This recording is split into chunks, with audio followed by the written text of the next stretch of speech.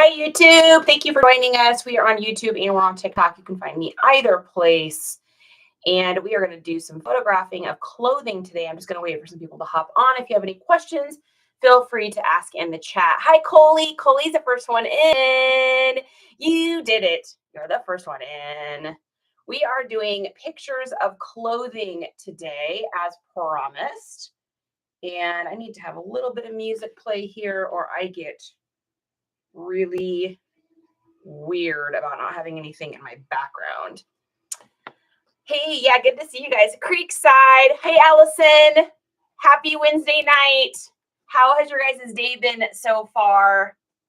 We've had a busy day. We had to drive out to Wimberley today, which is like about 45 minutes away, something in there, to get a chiropractic adjustment today. So it's been like driving. I did get tacos, though. I said I was going to get them, and I did. Hey, God, good to see you. I like just calling you God. Like, hey, God. Hey, Jackie.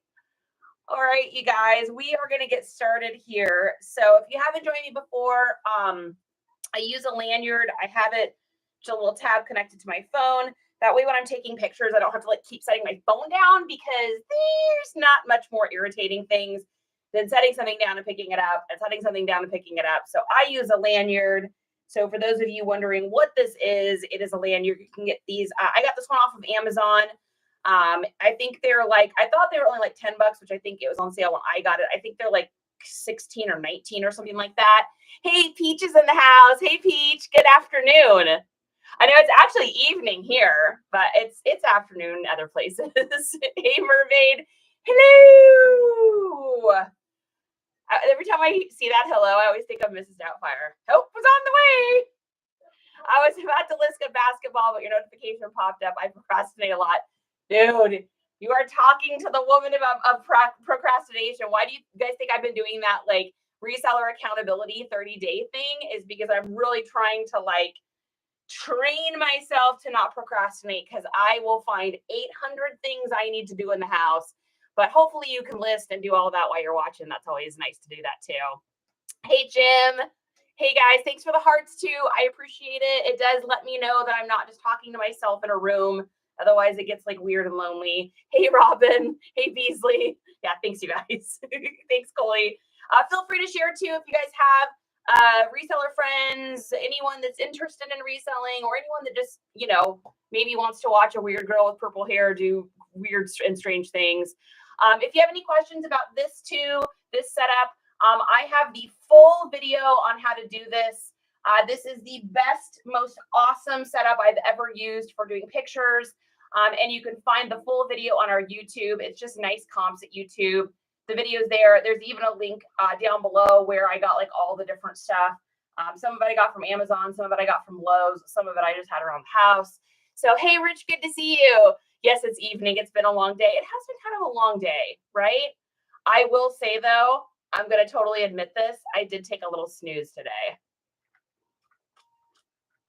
I get so tired when I get a chiropractic adjustment because everything gets back into place. I was like falling asleep in the car on the way home. Fortunately, Justin was driving. I got home and I just looked at him and I was like, I hit a wall. I went in, I fell asleep for like an hour and I slept hard. It was glorious. You're my kind of people. Hi from North Louisiana. Nice. We actually spent a summer in Louisiana a couple years ago in, don't butcher it, Charity, Lafayette. Did I butcher it? It was so hot. Oh my gosh, it must be so hot there right now. We were there in August and it was like 114 and the humidity there, like it gets humid here in Texas, but the humidity in Louisiana, holy smokes. Whoa, you'd walk outside and you're just like drenched. Helps to take a nap. Yeah, every once in a while, man. I just got to have that snooze. We call it snacking a snooze. I had tacos, so they made me sleepy. Very good. Okay, I did it. I didn't butcher it. Good. All right, let's get started here, you guys. The first thing we're going to start with today is just a little Dickies smock. I don't always pick smocks up, but Dickies is just a no-brainer. That's such a good brand, and this one's really unique because it's got like a whole bunch of extra pockets This one's going to be great for like a vet, nurse, anyone in healthcare, anyone that takes care of kids, anyone that has a service job. This would even be great for resellers because it's got all these little pockets. So super, super nice, super convenient to use. It had a couple little stains on it. I was able to lighten them quite a bit with a little bit of OxyClean. They're still a little bit, so I'll point them out in the listing. But someone that's getting this is getting it because they're going to be working in it. So worst ever lately, we've been doing online too. Oh my gosh, that's got to be so hot. Yeah, Louisiana in the summer, hot. Good food, great people, bad roads, hot weather. That was my takeaway from my time there. Thanks for the like. Hey, thanks for the follow too. I appreciate that, you guys. We hit over 3,400 today. So that's cool. That's like a milestone. So 3,500 is the new goal. Hey, Jason. All right, let's get this photographed. So whenever I do shirts here, I always put it on the second rung down. I do my jeans at the top for length purposes. And we're just going to make sure we don't have anything weird on this. We're going to smooth this down and get a picture. Now, the first picture I take for the day, we're a little crooked there. The first picture I take for the day, I always make sure that my exposure looks good. Nothing looks funky. Everything looks like good. So let's take a look. I probably would help to get my glasses on though. Otherwise I can't see. I also use this on the glasses because I don't want to have to keep setting them down and picking them up. Hey, Jolene. Jolene. Hey, Shelby, I see you. Okay, let's get these on so that we can see what we're doing with our eyeballs. Okay, so this is our first picture. I think that looks pretty good. What do you guys think? Not bad. I think that's going to look good online. So the first one I take of the day, I always kind of check and double check, make sure my exposure looks good and all that kind of stuff. Then we're going to get out our reseller ruler here. We're going to do a picture of the shoulders, and then we're going to get a picture of the middle and the top at the same time. I got this ruler online. You can just go to resellerruler.com. And it's great. I don't always use it, but depending on the item, I will use it. And I'll show you here in a second why. It just makes my life easy with shirts. I am going to point out those couple little dark spots. And I always point my ruler at it. That way people can kind of tell what the size of the flat is. And then if you haven't got these hangers, I get these at Walmart. And they just flip around really nicely. It's great for doing this. Like, I am all about that. Okay, I'm going to show you guys why I like that reseller ruler. Because look what you can do. You take your camera, you go back to 0.5 so that it like expands out, and you can get the chest and the length at the same time. So it just like takes the number of photos I have to put out, takes the number of photos I need to look at to get my measurements down. Let's get our booklet here, and we will write down our measurements. I got a couple questions a couple lives ago, a couple videos ago on what I was using, because I think people thought that it was something you have to buy, and it's not. You can actually make this. So what I do is I just have some paper, and this is just notebook paper we had from around the house. You get that, you get yourself a ruler, a highlighter, and a Sharpie. And then what I'm going to do is I'm going to take this and I'm going to create some little squares here so that I'm able to get down measurements. So I like to write down my measurements at the time that I do my listings. And the reason I do that is because then I don't have to flip through photos while I'm listing. I am a girl that loves efficiency. Anything I can do to make my life go faster and make more money, like that's my goal, is like, what little things can I do today to make more money today than I did yesterday? And so for me, the answer is efficiency. So I'm always trying to do things where I know that I can like budget my time a little bit better. That way I can do things like sneak in a nap from time to time, or a little snack and a snooze, as we call them, and not feel guilty. So the first thing that I'm going to do is just create some squares. They don't need to be any certain length. I mean, this is just for you guys. And again, this is just so that I can write down the measurements while I'm doing this. Does anybody have any questions on this? Has anybody started doing this? So I'm the only reseller I've ever seen do this. I'm sure maybe there are some out there. I just haven't seen them. So I am curious if anybody else has seen anyone do this where they write down the measurements at the time that they do the photos. I know some people write it on a board and then take a picture of it. That just seems like that takes too much time for me personally. I think maybe other people are faster, but I can make an entire sheet like that that took us 71 seconds. So not bad. So here's what I got. Yes, phone strap. This is the phone strap. I originally bought a different one and I didn't like it because it was too short. So I like this one because it's super long.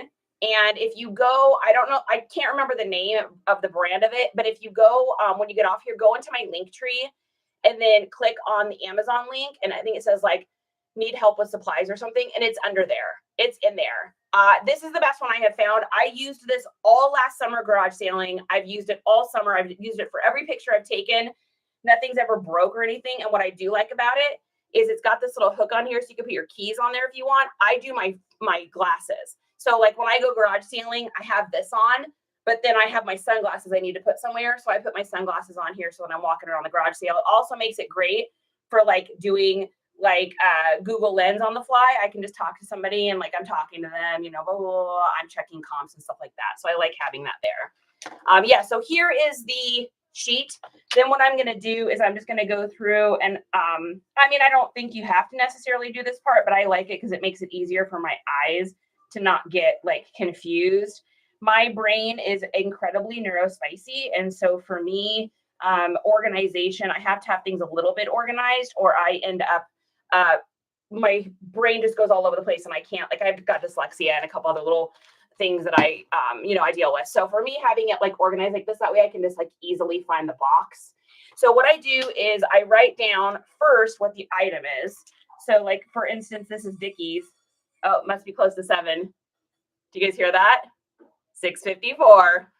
Does anybody know what happens at 7 here at my house? If you've joined me for a live before, 7 p.m. means Jack and Sally are ready for their nuggets. They are hungry. It is dinner time. Hear it? That's her octopus. She's like, squeaky, squeak. That's squeakies.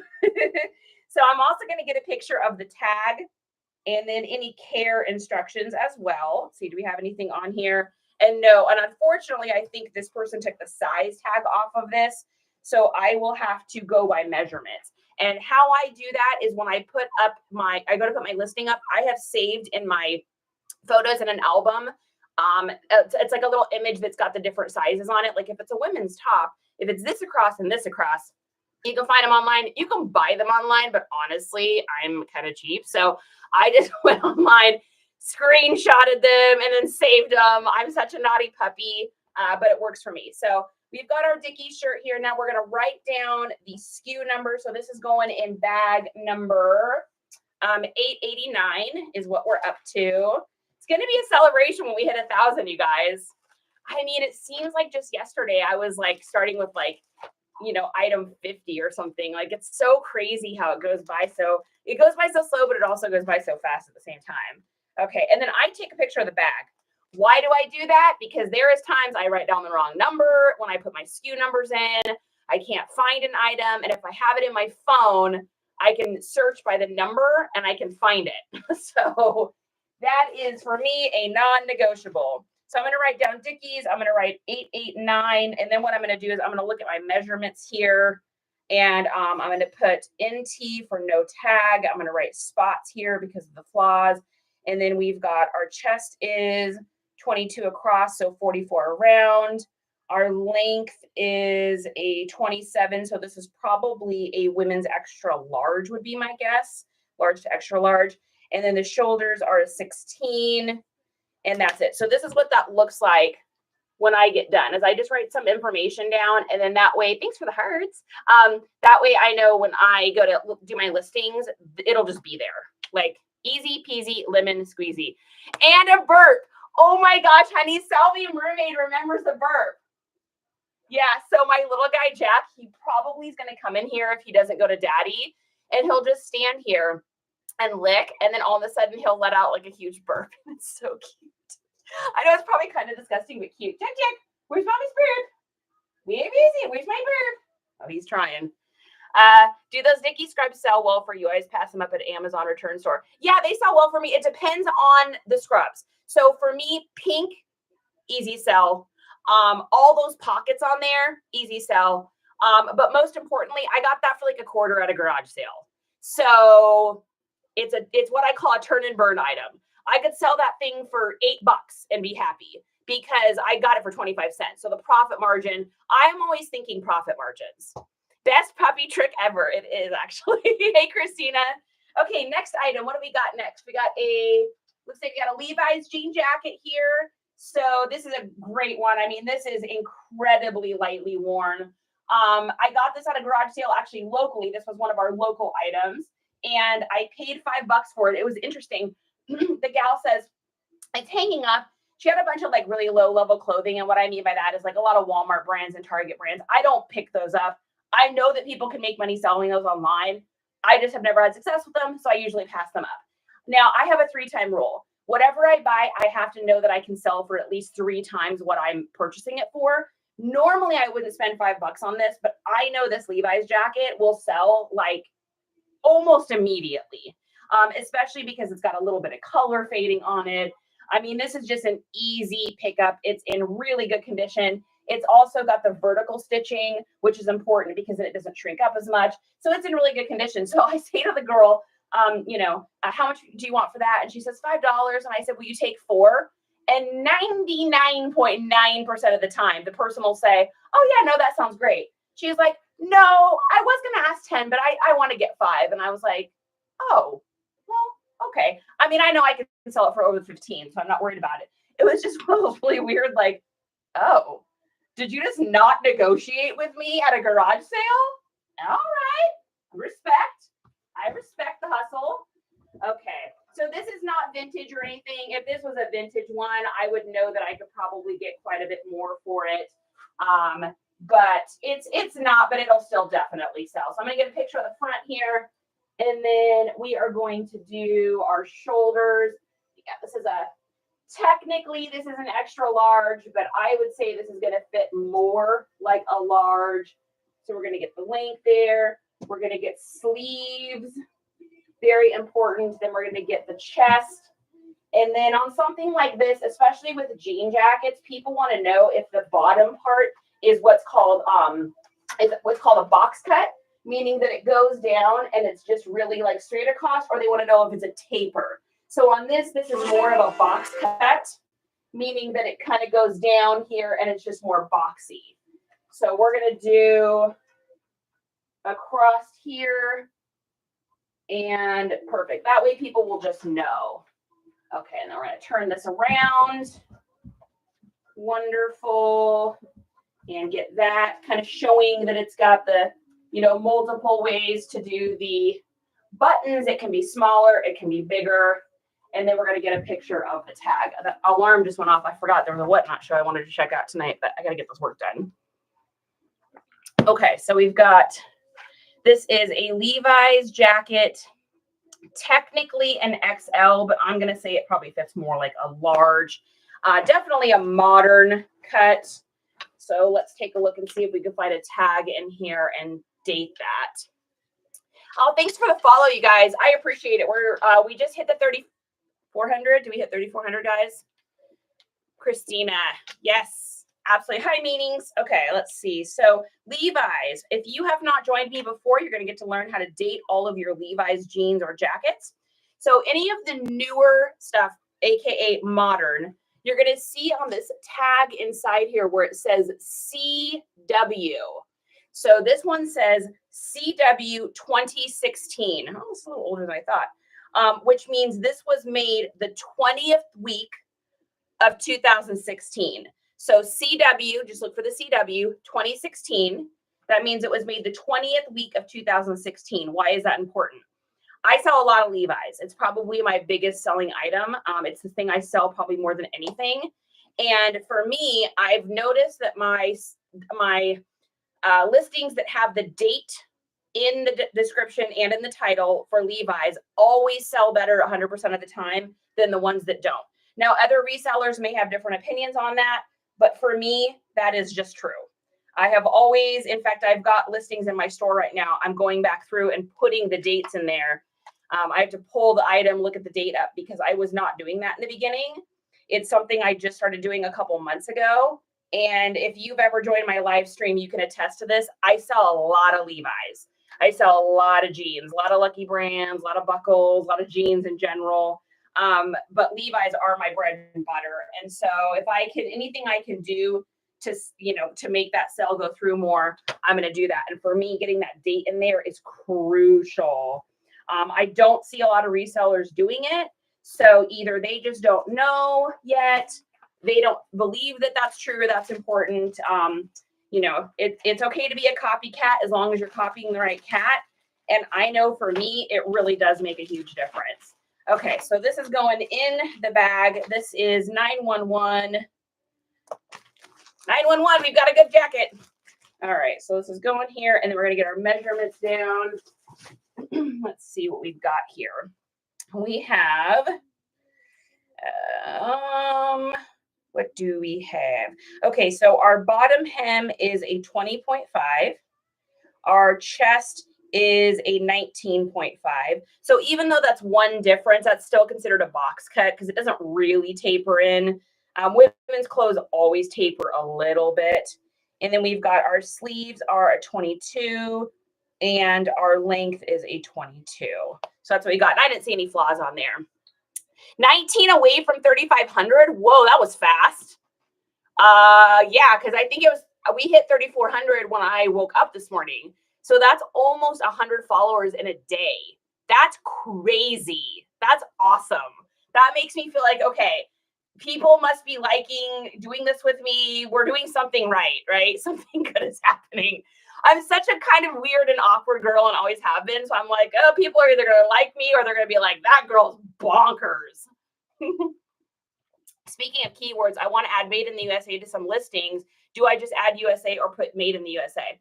If you can do made in the USA, put it. If you don't have other stuff in there, if you don't, just put USA in the description, all uppercase letters, then in the title, then in your description, put made in the USA. And you'll see that on my jeans almost always because I don't have the space to do made in the USA. So I usually just do USA, title, and the description, made in the USA.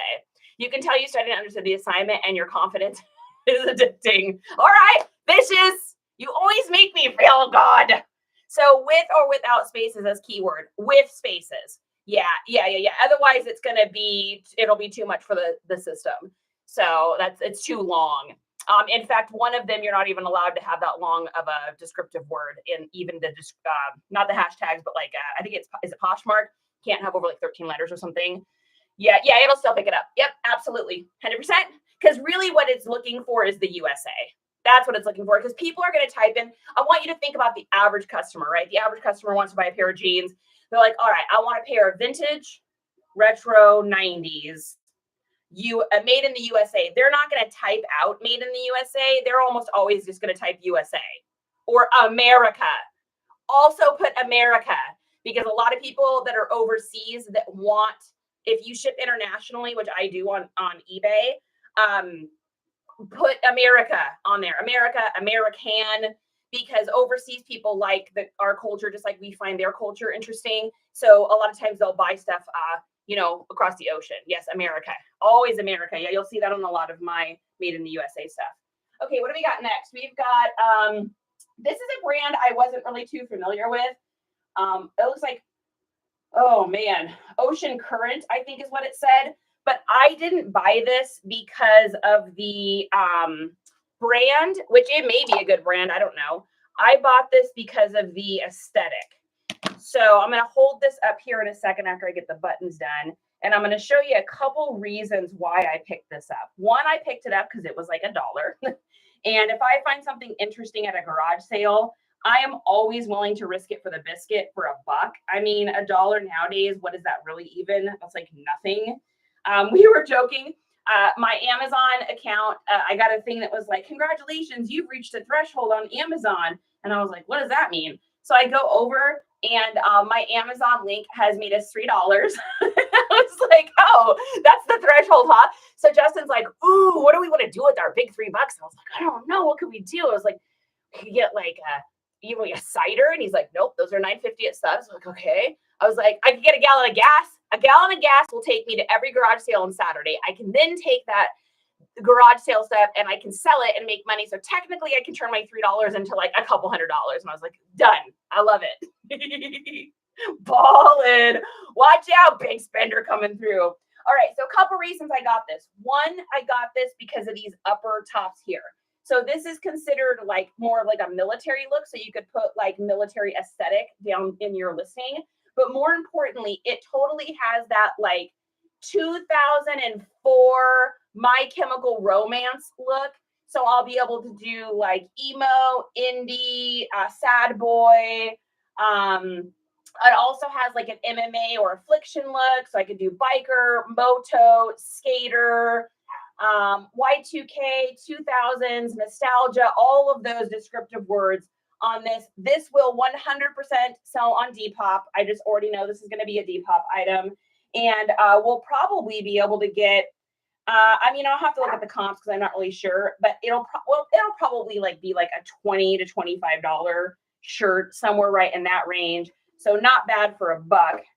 And got to get everything buttoned. Yeah, and it even has like kind of like a really cool, unique button. Make sure you guys get pictures of these kind of things too when you're doing your listings, because something like that, like one pearl snap up there, you can say pearl snap buttons. These are called rivets. And so you've got rivet buttons here too. So all that kind of stuff can aid to the aesthetic of someone purchasing something. So what seems kind of trivial and like no big deal to you, that's the thing that's going to help someone to purchase something. So make sure you're writing those down.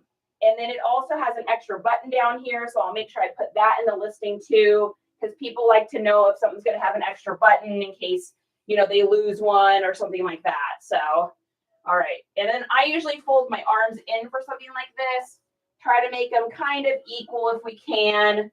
I don't want to get too crazy with it, but I'm going to make sure I get up close pictures of like that pocket. I want to get an up close picture of that button. I'm also going to get a picture of the extra button down here. All those little things are really going to aid to the purchase power of that. Then we're going to do our shoulders. And we're going to get length and then chest.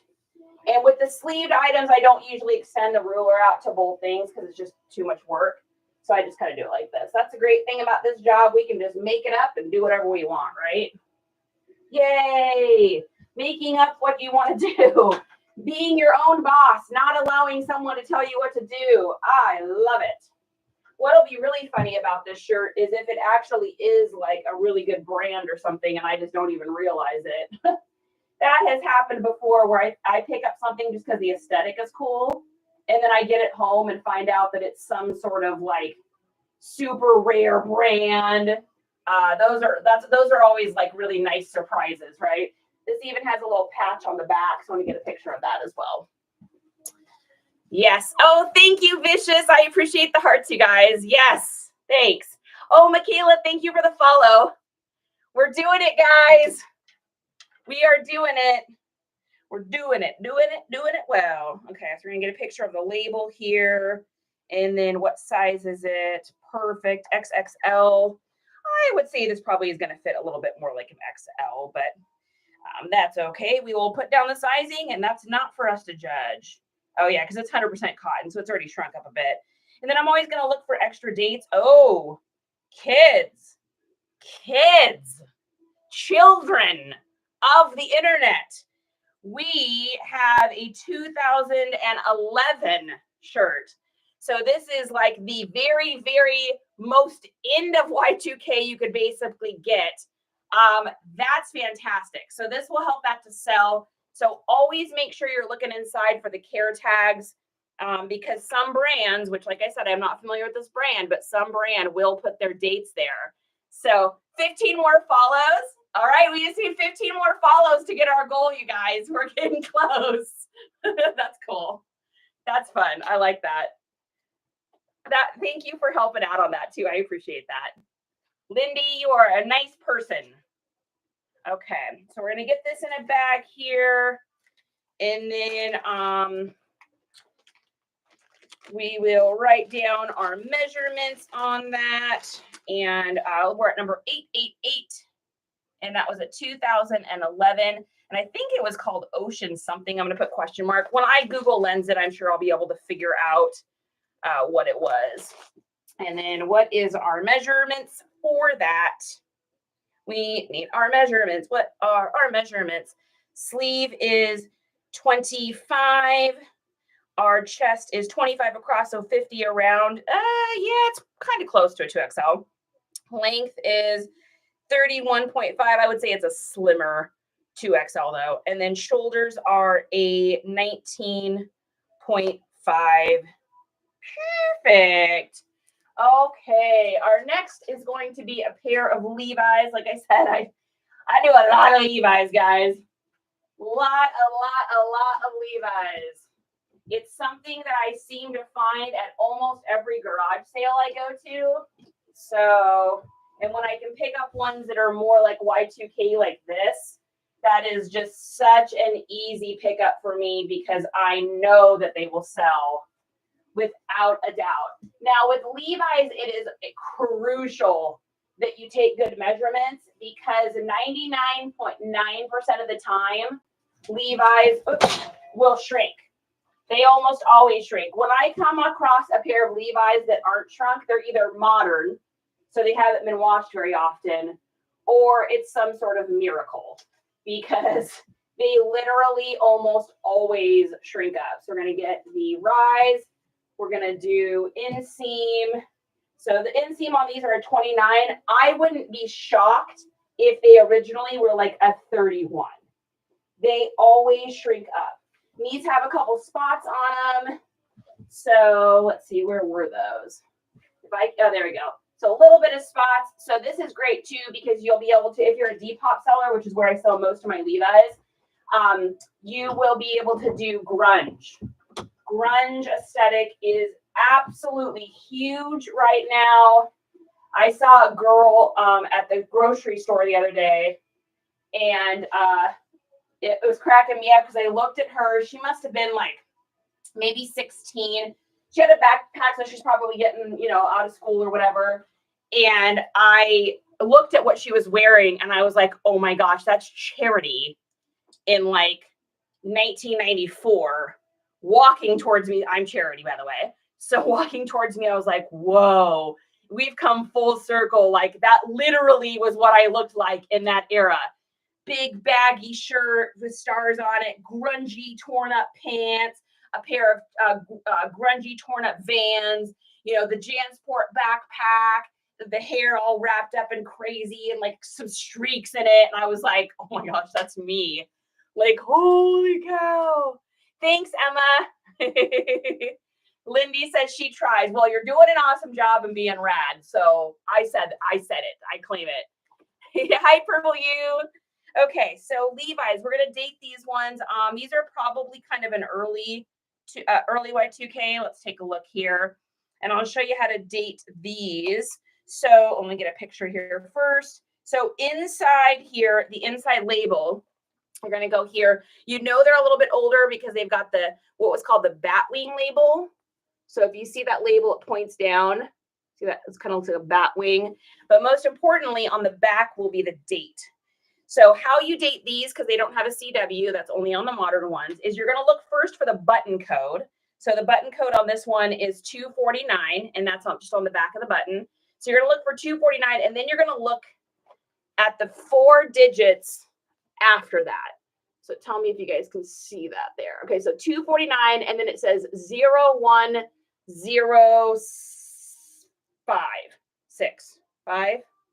5. So 0105. Now on the older Levi's, the first 2 digits aren't the week of the month or the week of the year. They're the actual month. So these were released in January of 2005. So not quite vintage, but I mean pretty gosh darn close. Like they're going to be vintage if they don't sell by January 1st. However, they'll sell before then. Levi's just don't stay in my store for that long. So these originally were a 3330, and they are going to be not that anymore. So these didn't shrink up too badly, which is kind of surprising for this year. I've had some pairs, man, where I'm just like astounded by this shrinkage in the length. So our ankle on this one is an 8. Is that important? Yes, because that tells the person that they're slightly tapered. So this would be like a straight leg with a slightly tapered cuff. Very typical of this era of Levi's. And then our length is going to be a 29. So it only shrunk up about an inch. That's not too terrible. Our rise is a little higher on these ones. This is like a 10.5, which is a little higher for Levi's. Again, Y2K aesthetic, not surprising. Our hips are a 19 and a half. So 19.5, which is technically like a 37. And then our waist on these is a 32. So these shrunk an inch in this way and an inch up. Now I started doing something a little differently recently, and the jury's still out on this. I always in my title put the original size, and then in parentheses, I put the size that it is now. I'll never stop doing that. But when I cross list them onto like Depop or Poshmark or someplace like that, I always put the original size that they were. But I was getting comments that were like, oh, I'd love to take your offer, but, you know, I'm a 36, not a 35, or, you know, because the pants had shrunk. So I've started putting the actual sizing in the listings outside of Depop that are a little harder to see. People don't read the descriptions as much. I feel like my eBay customers always read the descriptions and read everything. I feel like my Depop buyers don't as much. My Poshmark buyers, 50-50. My Macari buyers never read the descriptions, at least in my experience. So I'm trying it. I'm going to see what I think. How much do you think you'll ask for these jeans? These will probably be 26. I'll probably end up getting 22 after we wheel and deal. I would guess somewhere right in there. Would that about somewhere right? I'd say somewhere right in there. And then I always charge $8.50 for my shipping on jeans. It's never $8.50 for me, so I always pad it a little bit. So I usually make about $1 off of the shipping, which pays for the bags and the gas and all that kind of stuff. Which, you know, some people have qualms about that. I don't. That's called cost of marketing. I mean, that's the way it is. eBay's got to get their money. Everyone's got to get paid, right? Yes, it is 7 o'clock at night. I'm drinking coffee. This is the life I live. Okay, next we have a pair of Miss Me's. This is a brand. This is a great Bolo brand. I can't keep these in my store, especially if they have any flare to them. These are also slightly distressed, which people want. These have knee whiskers. That's what those are called. And it's got top whiskers here at the top. It has starburst at the back, which this is super rare. You don't see these very often with the starburst wear. So I'll actually probably get more for these than I normally would. So normally my Miss Me's go for anywhere between like 24 to 30. I will probably put these at like 32, only because they do have some unique features that you wouldn't normally see. They look like 29s, 31s, which is even better. And it's got all the like punk rock studding back here. So the number of descriptive and trigger words I'm going to be able to put in here is going to be crazy. I mean, punk, SOA, Sons of Anarchy, biker, moto, rock, classic rock, rocker girl, rocker chick, hardcore, edgy, Western art, cowgirl, grunge, distressed. I mean, I could go on for an hour probably on descriptive words on that. So Miss Me's are great. However, Miss Me's are one of those pairs of jeans where it really is going to make a difference in the descriptive words that you put in your listings. If you're just saying, you know, Miss Me jeans, medium wash, you know, color distress, and you keep it really basic like that, you're going to be fighting with the other, you know, 5,000 Miss Me jeans that are for sale at that moment. So having those other descriptive words in there is going to be super clutch for the algorithms to catch that. And if you're wondering what I'm talking about, if you go into any of my listings on any of the platforms, so I'm on every platform pretty much out there, just nice comps, and you look at the bottom of any of my listings, you'll see at the very, very bottom in the description, tons of words. And those are the words that I use that help to trigger the system. Now, I've gotten in discussions with other resellers that are like, it doesn't make a difference. None of that makes a difference. I'm like, well, I generally sell 4 pairs of pants a day. So if I'm selling that many pants every day, I think it makes a difference, especially if you consider the other listings I have, my older listings that don't have any of that are just sitting there. Deductive reasoning says it's probably making a difference. Now on Miss Me Jeans, a couple places that are important that you get pictures of. One, you want to get the size, of course, and what kind they are. So these are boot cut. Also make sure you put flare, flared, wide ankle also. And then in here, they have another tag inside. I've seen Miss Me Jeans for sale on platforms that don't have that. I just think that the seller probably just didn't know that there's an additional tag in there. And then if you flip it up, it'll usually tell you if there's any other weird caveats. Some of them will have an additional little paper tag in the back if there were, you know, a certain release or something. Not always, but sometimes, so I always check. And then on Miss Me's, I always look to see if there's anything missing. Because just like anything that has rhinestones, you want to let the buyer know. Like, here we go. We got one tiny little, these are, by the way, these are called pyramid studs, if you're wondering. We have one tiny pyramid stud missing. And I want to make sure I put that in the listing, because otherwise what's going to happen is someone on Poshmark's going to buy these. And then I'm going to get a message that says, I just went to wear these jeans and I noticed that one of the little things in the back is gone. And so I'm not really sure what to do because I paid extra because I really liked that it had that. And now it doesn't have one. And it's just really noticeable when I wear it. So I'm not really sure what to do. And then I'm going to have to deal with the whole situation. Guess what? I don't want to deal with the situation. I don't know about you guys. I want no situations. And so for me, anything I can do to avoid that, you know, I always think like my job is to find a need and fill it. So all I do is look for stuff. I put it up. I put all of the everythings about it up. And then I let that buyer decide if they like it or not. 9 more followers. It's called shipping and handling for a reason. Yeah, exactly. Tell me your best platform for you for men's clothing. Depop. 100%. I don't even need to bat an eyelash. 100,000 million %. If you sell men's clothes and you are not doing Depop, little fat guy, you have got to get on there. That is the place to sell men's clothing. If it's really nice high-end clothing, then you want to do Grailed. I am more of a bread and butter seller, meaning that I do what's called turn and burn clothes. So I'm doing Levi's, I'm doing vintage t-shirts, I'm doing modern button-ups, I'm doing, you know, Peter Millar's and just stuff that will just get in and out of the store as fast as possible. So like another pair of Levi's. And these will sell on Depop. These probably wouldn't sell anywhere but Depop.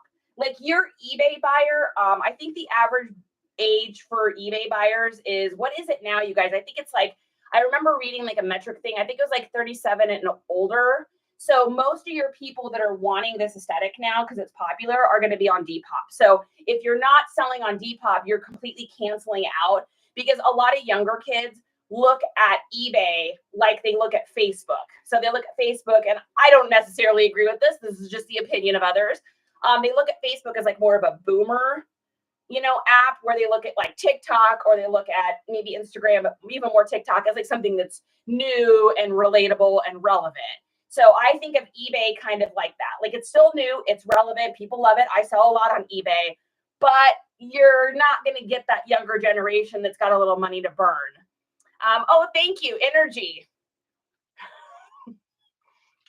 As I drink more coffee, it's an unhealthy obsession. I have to use the all natural oil whitener on my teeth a lot because I drink so much coffee. I watch a young dude on here. It sells mostly on Depop, nothing but vintage Y2K jeans and tops. There you go. Exactly. And that's kind of my aesthetic. That's what I like. That's how I dress. So, okay. All right. Let's get these up here and get a picture here. We definitely want to showcase. Oh, wow. These are long boys. Look at that, you guys. That is a long pair of jeans. That's fantastic. Wow. That is really rare to find a pair this long and this kind of cool grunge aesthetic. You don't come across this size very often. So gosh, I mean, this looks almost like a 36 6 length or something. It's long. That is long. All right, so we're going to do the waist, and then we're going to do the hips. So for me on the hips, for guys' jeans, I usually go about an inch above the bottom of where the zipper is. And I didn't used to do hips, but I started getting so many questions, and people would ask me for the fit where the thighs were. People don't usually say hips, especially men. They'll say, like, how does it fit on the thighs? And I don't ever want to tell someone how something's going to fit them, because that's just putting me into a predicament, because I don't know what their body shape is. So if I take a picture of the hips, then I don't have to worry about it. Man, these are long. They're only 34s, but they seem so long. Probably because the rise on these is like really long. I mean, that rise is like almost 11 inches. So this is definitely an older pair too. Older aesthetic. I'm not going to worry about taking individual pictures of all of this distressing. The person that's buying these is buying these because of that distressing. So I'm not going to worry. It's not like there's just 1 or 2 spots. They're literally going to buy them because one of the words you can use for these that have this much distressing is trashed. And I know that anyone that's over the age of like 40 right now is cringing because they're like trashed. That doesn't sound good. It's a word. People say skibbity and giat and riz and all sorts of other things. We used to listen to Pauly Shore, and we all know how he talked. So, yeah, that's my take. That's my take on that. Okay, so we're going to get a picture here of the inside. And it's so trashed is the word. And then we're going to look up the year. So these are 0906, I think. We got to get out the, we got to bust out the jewelry ones here because it's kind of smeary. Yeah, so 0906. So these are a 2006. So again, almost vintage, but not quite yet. So 2006 Levi's. And these started out as a 34. Oh, they did start out as a 34, 36. That's why I was like, these are some long boys. And then any other things here? Did we get the year? Let's make sure we get the year here. Most of your customers are not going to be able to read the year. They're not going to know how to find that. But I always include it, one, for myself so I can prove the year, should anyone just try to dispute that. But also, too, if you've got someone that does know how to read the tags, then you've got it there. And I am someone that I love vintage clothing. I'm completely obsessed with like 90s and Y2K stuff. And so for me, I buy a lot of stuff because of the year on it. So I am that buyer. So I always think there's probably a lot of me out there that are buying something just because of that. Yeah, exactly. What up, buddy? Remember him? What were some of the other things that Pauly Shore said? Like, he said the most ridiculous stuff. Do you guys remember Biodome? Oh my God, I loved that movie. I made this setup from scratch. So if you're wondering how to make it, just go over to my YouTube, just look up nice comps, and there's a video in there that talks about how to do this. And it's got the links in there for all the stuff I use. You can either use the same stuff I use, or it'll give you an idea of stuff that you can get on your own, or you have around the house. Oh, thanks, Mrs. Snapple. Oh, Southern's here. Thanks, DJ. Oh, yeah, Wheeze. Oh, my gosh, Shannon, totally. Oh, you guys, we are old enough that we totally know all of Pauly Shore's quotes. Oh, my goodness. I used to love Biodome. That was definitely a vibe, huh? All right, so let's take a look and see what we've got for our measurements on this. So it looks like our ankle is a 9. Our length is now a 34, so they've shrunk up 2 inches. Our rise is super long, so our rise is like, it's like 11.5. I'm going to call it 11, though, because someone's going to be like, it's 11 and 2/8. And then we've got hips are a 19 and a half. So we got 39 on the hips. And then our waist is, it says 16, so 32. So they've shrunk 2 inches this way, and then it has shrunk 2 inches up. And a lot of the reason for that is because that's what's called the cross hatch or cross knit Levi's. So the stitching is like this, and it's like slightly sideways. And so it actually like brings it up. When you find a pair of vertical stitching, and I don't think we have any more here. Oh, yep, here we go. So this is called vertical stitching. So, or vertical knit, vertical thread. Notice how the stuff goes down. See that? In comparison to this. I'll hold these two up so you guys can see what I mean. So this is like back and forth. This goes straight down. The straight down doesn't shrink quite as much. So I like to put vertical stitching because then people realize like, oh, not everyone will know that, but people that buy jeans for a specific reason will know that. Not me thinking Pauly Shore was the one on Jersey Shore. No, but that guy's name was Pauly, wasn't it? I never watched that show. I was more of like a Real World. I was more of a Real World girl. That was more my jam. Go on YouTube where you want to learn to set up. Yeah, go on YouTube. So just go over to my YouTube. It's Nice Comps. Just find me on YouTube. It's easy to find. I don't have a ton of videos in there. By the way, hi for those of you on YouTube watching. So you'll find it pretty easily. That's funny. Don't hurt the head. Come on. Hey, Wendy. Okay, so what do we got next? Let's do this one here. So this is a vintage Play-Doh dad core is what you would call this. Dad core polo, golfer, preppy, prep. It's also can be called kid core because of the coloring of that. It's got that block coloring. These are just descriptive words. This is obviously some sort of release. It says it's a ladies 2X, but honestly, this could be for a man or a women. So it's going to go as like more of a unisex t-shirt. And I think we figured out, didn't we, you guys figure out what year this was because we looked up to see, and I don't remember, maybe somebody can look it up for me again, the year that Play-Doh first came out. And then all we did was add 50 years to it, and it gave us the year of this t-shirt. Now I just can't remember it. If you could be on any reality TV show, what would it be? Oh, man, that's a good question. So I love Survivor. Well, totally. I wouldn't make it. I would be the girl that like gets like 2 minutes in, and I'm like, I need my Tempur-Pedic bed. Where is my coffee? I need my blow-up hot tub.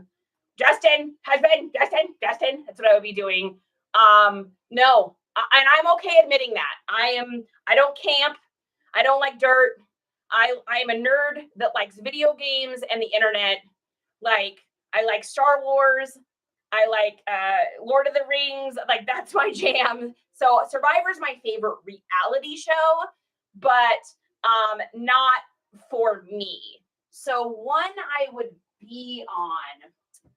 Okay, I have an answer. There was a reality show back in the day, and I think it was called, and if someone in here knows this, I'm going to be shocked. It was a show for hair stylists at the time is what I was doing.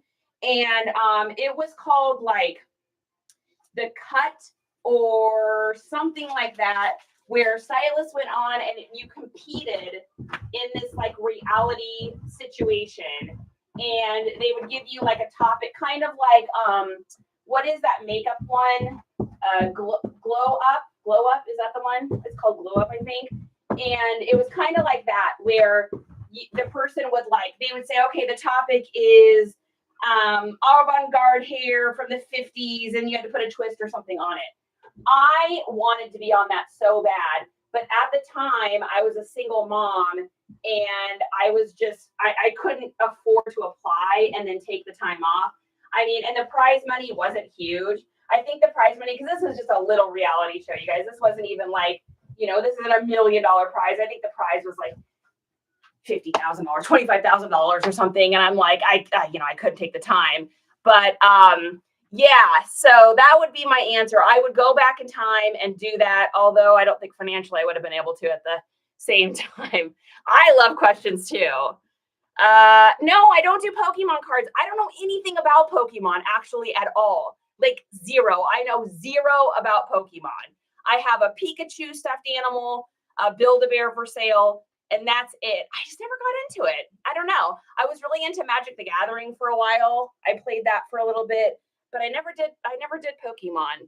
I think they're cool. The cards themselves look awesome, but I don't get it. I don't understand it.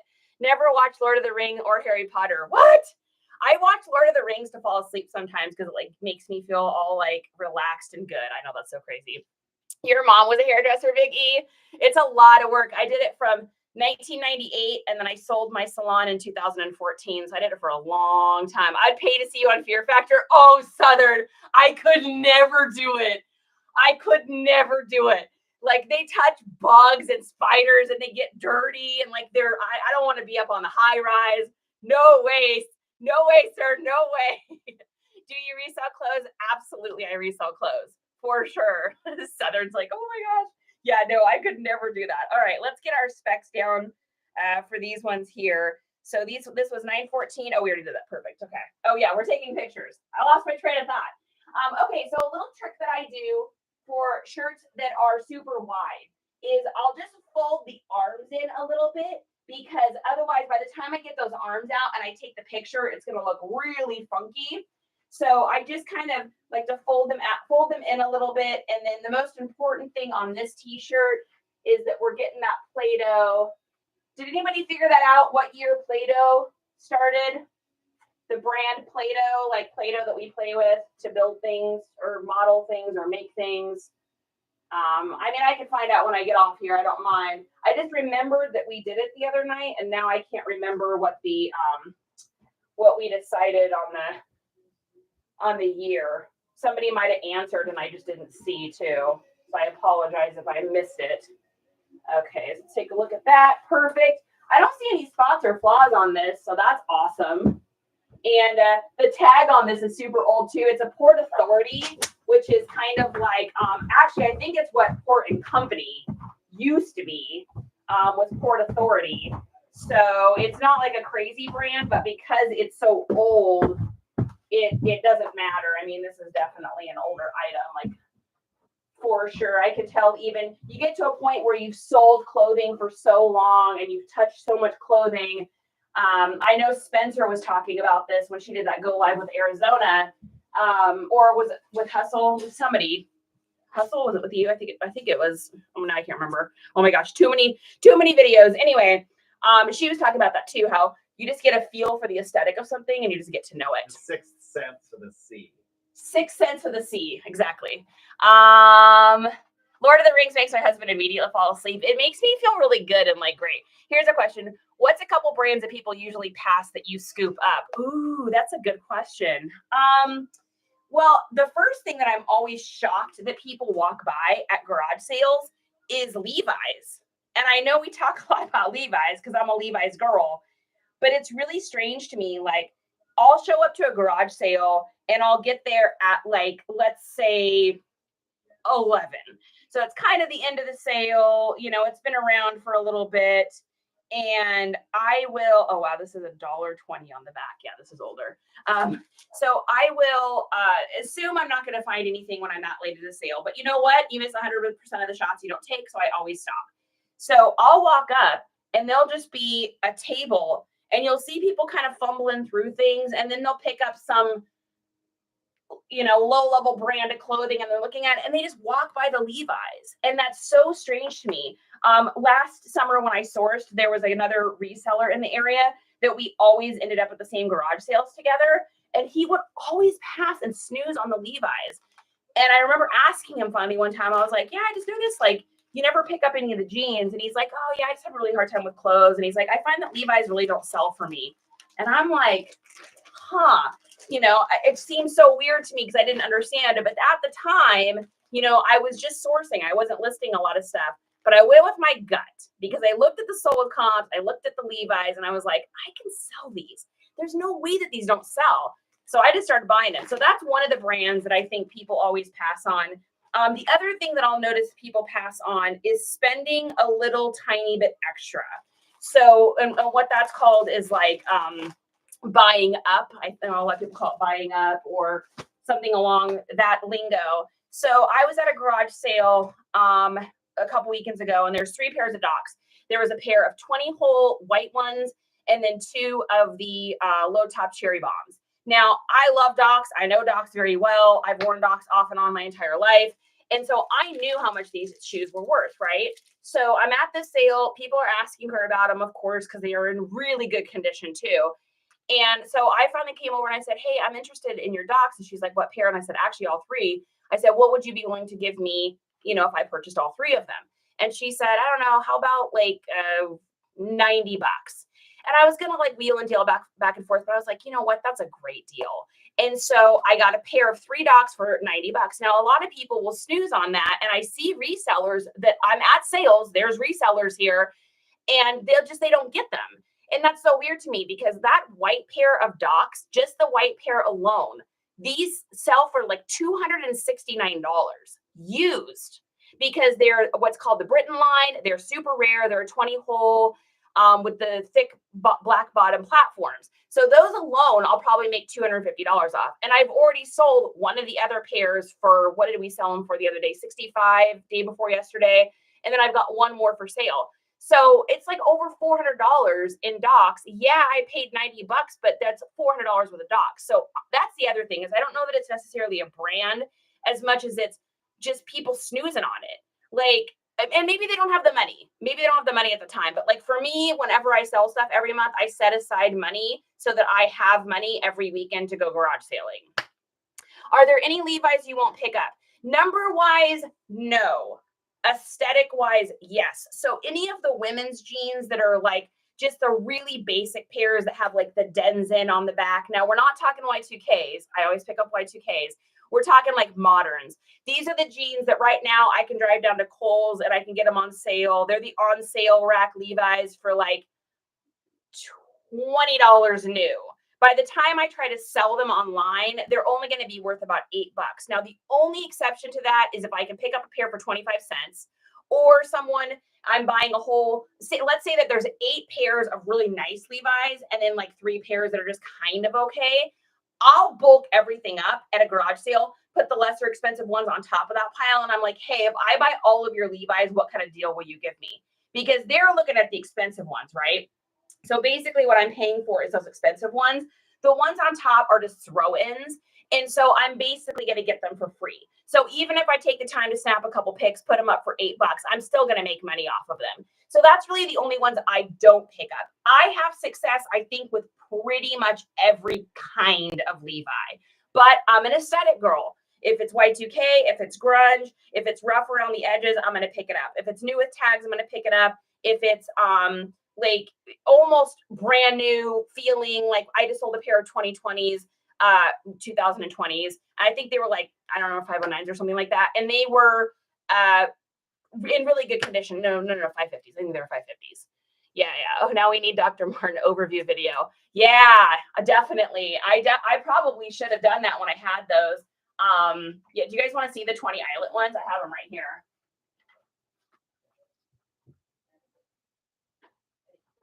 If you ever see these, do not snooze on these. These are $260 shoes. And in the inside here on the tag, you'll notice it'll have the word Britain on it. It doesn't mean they're from Britain. It means that that's the name of this line. Think of like Levi's 505s, the 505. The Britain is the 505. So if you see these, especially with the thick, dark platform black bottoms, I mean, look at the condition of these. I don't even really know that these were worn. So don't snooze on those. These are dead stock too. Not technically because they're not brand new, but these are out of production. They don't make these anymore. Can you put those back for me, baby? Oh, grazie.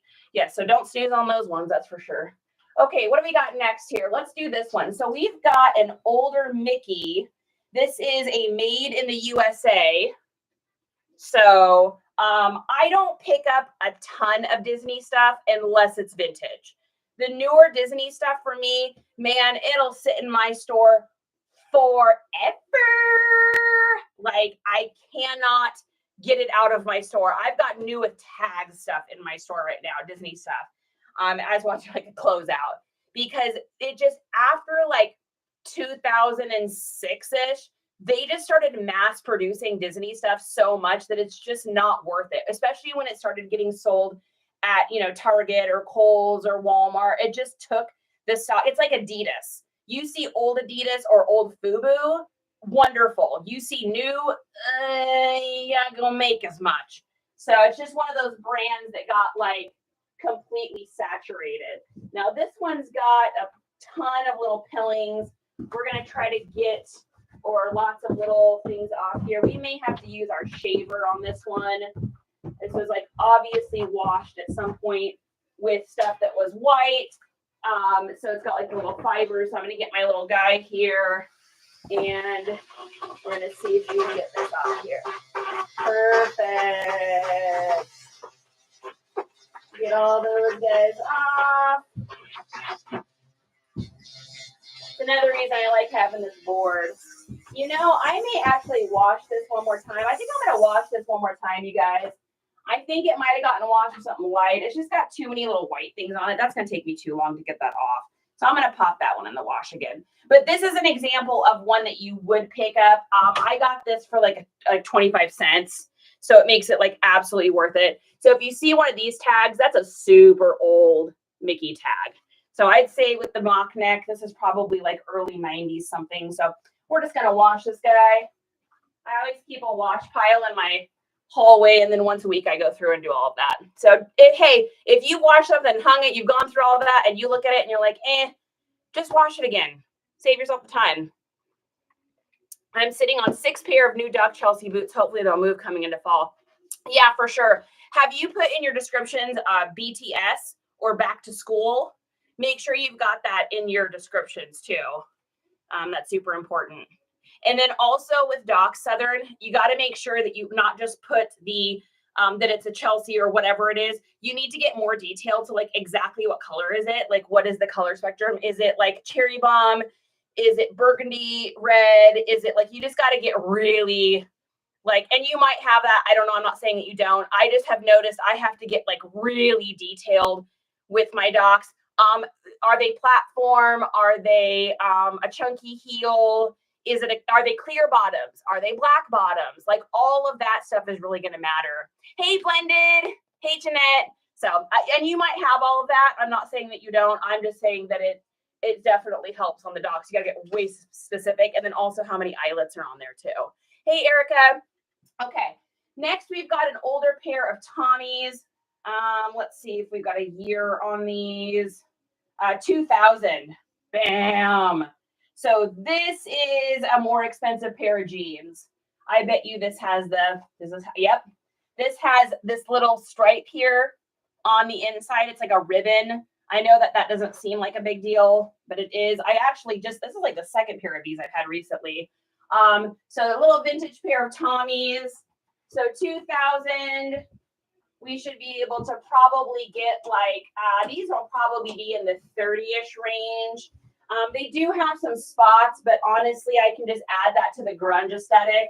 The person that's buying these Tommy jeans are not the person that's buying a newer pair of Tommy jeans. So the person that's buying the newer pair of Tommy jeans is like preppy, academia, university, normcore, classic core, frat boy. Like those are kind of the descriptive words for like that person. The person that's buying these, because these are like more of like dad core, mom jeans, skate, grunge, punk, edgy, retro, vintage, Y2K. It's a different human. And I get this question almost every time I do a live, like, how should I come up with descriptive words? What I do, and you probably saw me just even doing it, is I close my eyes and I imagine the person that's wearing this. And then I just describe who that human is. And that has helped me a ton with my descriptive words. So a little tip that might save you. Okay, let's see the waist on these. These are definitely like a mom core, dad core situation because that rise is fire. That is like such a big rise. And this has a few flaws on it, so I will poke them out. Oh my gosh, it's going to be like a 12. Yeah, that's what I thought. It is a 12-inch rise. That is a not messing around. So you'll also be able to do loose through the thigh is a great trigger, great descriptive word. So loose through the thigh, baggy, loose. Any of those words are going to help someone to purchase this one. And then is it button or fly? It is fly. Oh my gosh, I just realized I haven't been taking pictures of the fly tonight. It happens. I mean, I usually do, and I just completely spaced out today. All right, and then we're going to get a picture of that back tag. And then let's get a picture of the inside tags as well. Hey, thanks. Yeah, No Effects. One of my top 3 favorite bands. If you ever join me for these, you'll see a lot of No Effects t-shirts. Oh my gosh, did we get 3,500, honey? 3,500 followers. Justin, Justin, 3,500 followers. Did it. All right, now we got to get 3,600. I'll add a few keywords as well. Yeah. Might need to drop the price a little bit. Sure. And don't forget that back to school in there. Academia, university, all those things. I need a list of your descriptive words, but you speak way too fast. You know what? I need to make one. I've had so many people ask about that. And it's one of those things like, I just need to get it all down and like get it out because, I've worked really hard trying to learn and figure out descriptive words. It definitely didn't come overnight. And if you look at my old listings, you will notice that I don't have that on any of them. So I am in the process of going through and fixing all my old listings and getting them like cross-listed properly because I had done such a terrible job. Got through, not kidding, over 70 items yesterday. I know I was supposed to hop back on here last night. And when I got on this morning for shipping, one of you guys were like, oh, we missed you last night. And I was like, dude, I was in the zone. Like, I literally was like, Justin finally came in and was like, do you want to eat? Are you interested in food? And I was like, oh my gosh, like I just was in the zone. Oh, there it is. I was like, where's the size tag on this? Oh, wow. Yeah, look at that old Tommy tag. Whoa. See, I see that at a garage sale and I salivate because I already know what it's worth. And if these didn't have some spots on it, they'd probably be worth even more. But with the green thread button, the ribbon, the old school everything, I mean, probably in the 30s for this one. It even has like a little grunge discoloring. I mean, come on. You are tuned with imagining who's wearing that. Yeah, it is just a trick that has really worked for me is like imagining the person. Oh, did you see Puppy? Did someone come in here? Who came in here? Was it Jack or Sally? Were you visiting me? Who came in here? Where is he? Where's that boy? Oh, there he is. Oh, he came in to bring me his ball. Give me that ball. His favorite thing to do is to pretend like he wants to play catch, and he just brings me the ball, and then I say something about it, and then he takes off with it. Makes my life really easy for playing catch. New follower. Oh, Katie Kaboom. Whoa, that's really weird. Okay, Katie, are you ready for something strange? So my second salon I ever owned was called Kaboom. And the girl I opened it with, her name was Katie. That is really weird. That was in 2001, so that was a long time ago. But Jack is waiting to burp so nicely. Daddy, did you get the burp? No burps tonight. He probably did it in the living room and we missed it. Yeah, Katie, that's crazy. So now I'm in Texas, but I was up in Seattle. So now we moved down here. So, which is fantastic. And I really love it here.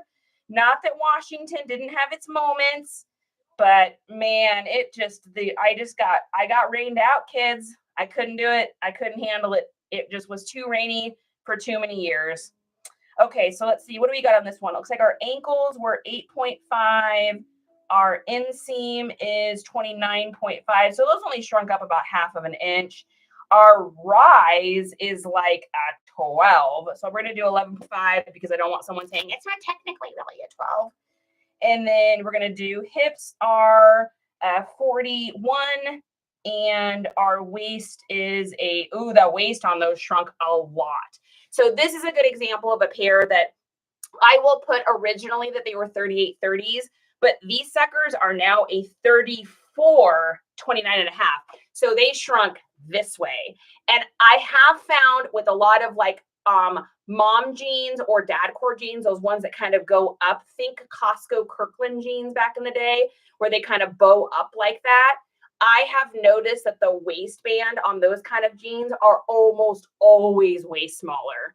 So one thing about Texas is y'all got some good inventory. Yeah, I mean, I'll be honest with you, Southern, I got really good inventory in Washington.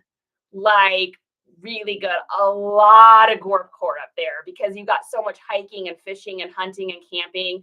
A lot of vintage Columbia, a lot of vintage Carhartt, Like, I don't see that down here as much, but we got pearl snaps. We got cowboy boots, which I can't keep in my store. All those cowboy boots that I had have all sold. My old boss would call me Katie Kaboom from the cartoon Animaniacs. Oh my gosh, even weirder. Even weirder. We were literally just talking about Animaniacs earlier today. We were talking about Animaniacs, Pinky and the Brain, and Muppet Babies, and Tiny Toon Adventures. Oh my gosh. Do you know Sandy Threads? He's in the area and thrives on that type of stuff. You know what, Southern? I think you said something about Sandy Threads the other day, and I think I looked him up. I didn't know if it was a male or a female. And I think I followed them on some platform, but I don't know if it was the right person. And I will look again. It was a guy, and he was, the video was of him doing, showing t-shirts, like Y2K t-shirts. Is that the right person? That like his videos. Yeah, it was a guy, because he was like, hey, I'm Sandy Threads. Yep, that is, yeah. So I have followed him. I don't know him. I haven't been here that long. And I've only been full-time reselling for a few months now. So yeah, super crazy. Mrs. KJJ Jones, hello to you. Melanie, hi. Okay, next one. This is a fire piece. If you guys were on with me the other night, you saw this. And this is a Spider-Man 3 movie release shirt. It's like a 2006, I think, 2007. So not vintage, but Y2K and a bigger size. This will sell either on Depop, Grailed, maybe eBay, but probably Depop or Grailed. I'm hoping Grailed because I can probably get more for it. I seem to always be able to get a little bit more on my stuff on Grailed than I can on Depop. Depop seems to be, they always want a little bit of a bigger deal than not. And then this has just a little spot on it, so I'm just going to just clean it a little bit here and get that off there. All this has been washed, but things happen and sometimes it just doesn't come out. There we go. Perfect. Okay. What do I use to do that? A little bit of water. Plain old water. Or I've been known to use like the sneaker keeper because it's color safe. I've also done that there. I don't do OxyClean anymore for spot treatment unless I'm going to wash it because I ruined a Nike hoodie. A really nice, rare Nike hoodie. So we don't do that anymore. I've ruined a couple things in my reselling adventures. I ruined a Kate Spade purse, ruined a Nike shirt. Oh gosh, shoes, ruined a pair of shoes, ruined a couple pairs of shoes. It happens, right?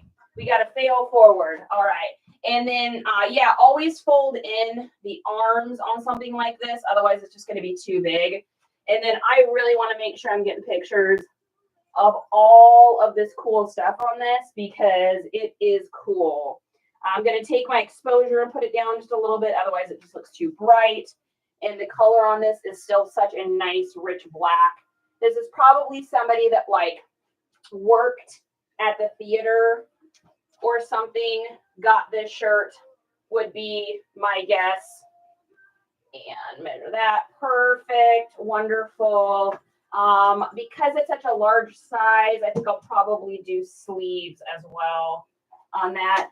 And then you probably saw me, I always keep a little tape here at my station in case I need to get those arms back and then flip. Any of these polo shirts, I like using the hangers that kind of bow out a little bit. I got like a 6-pack on Amazon. It's in our links in our bio if you're interested in checking them out. I like it because it just gives a polo a better look.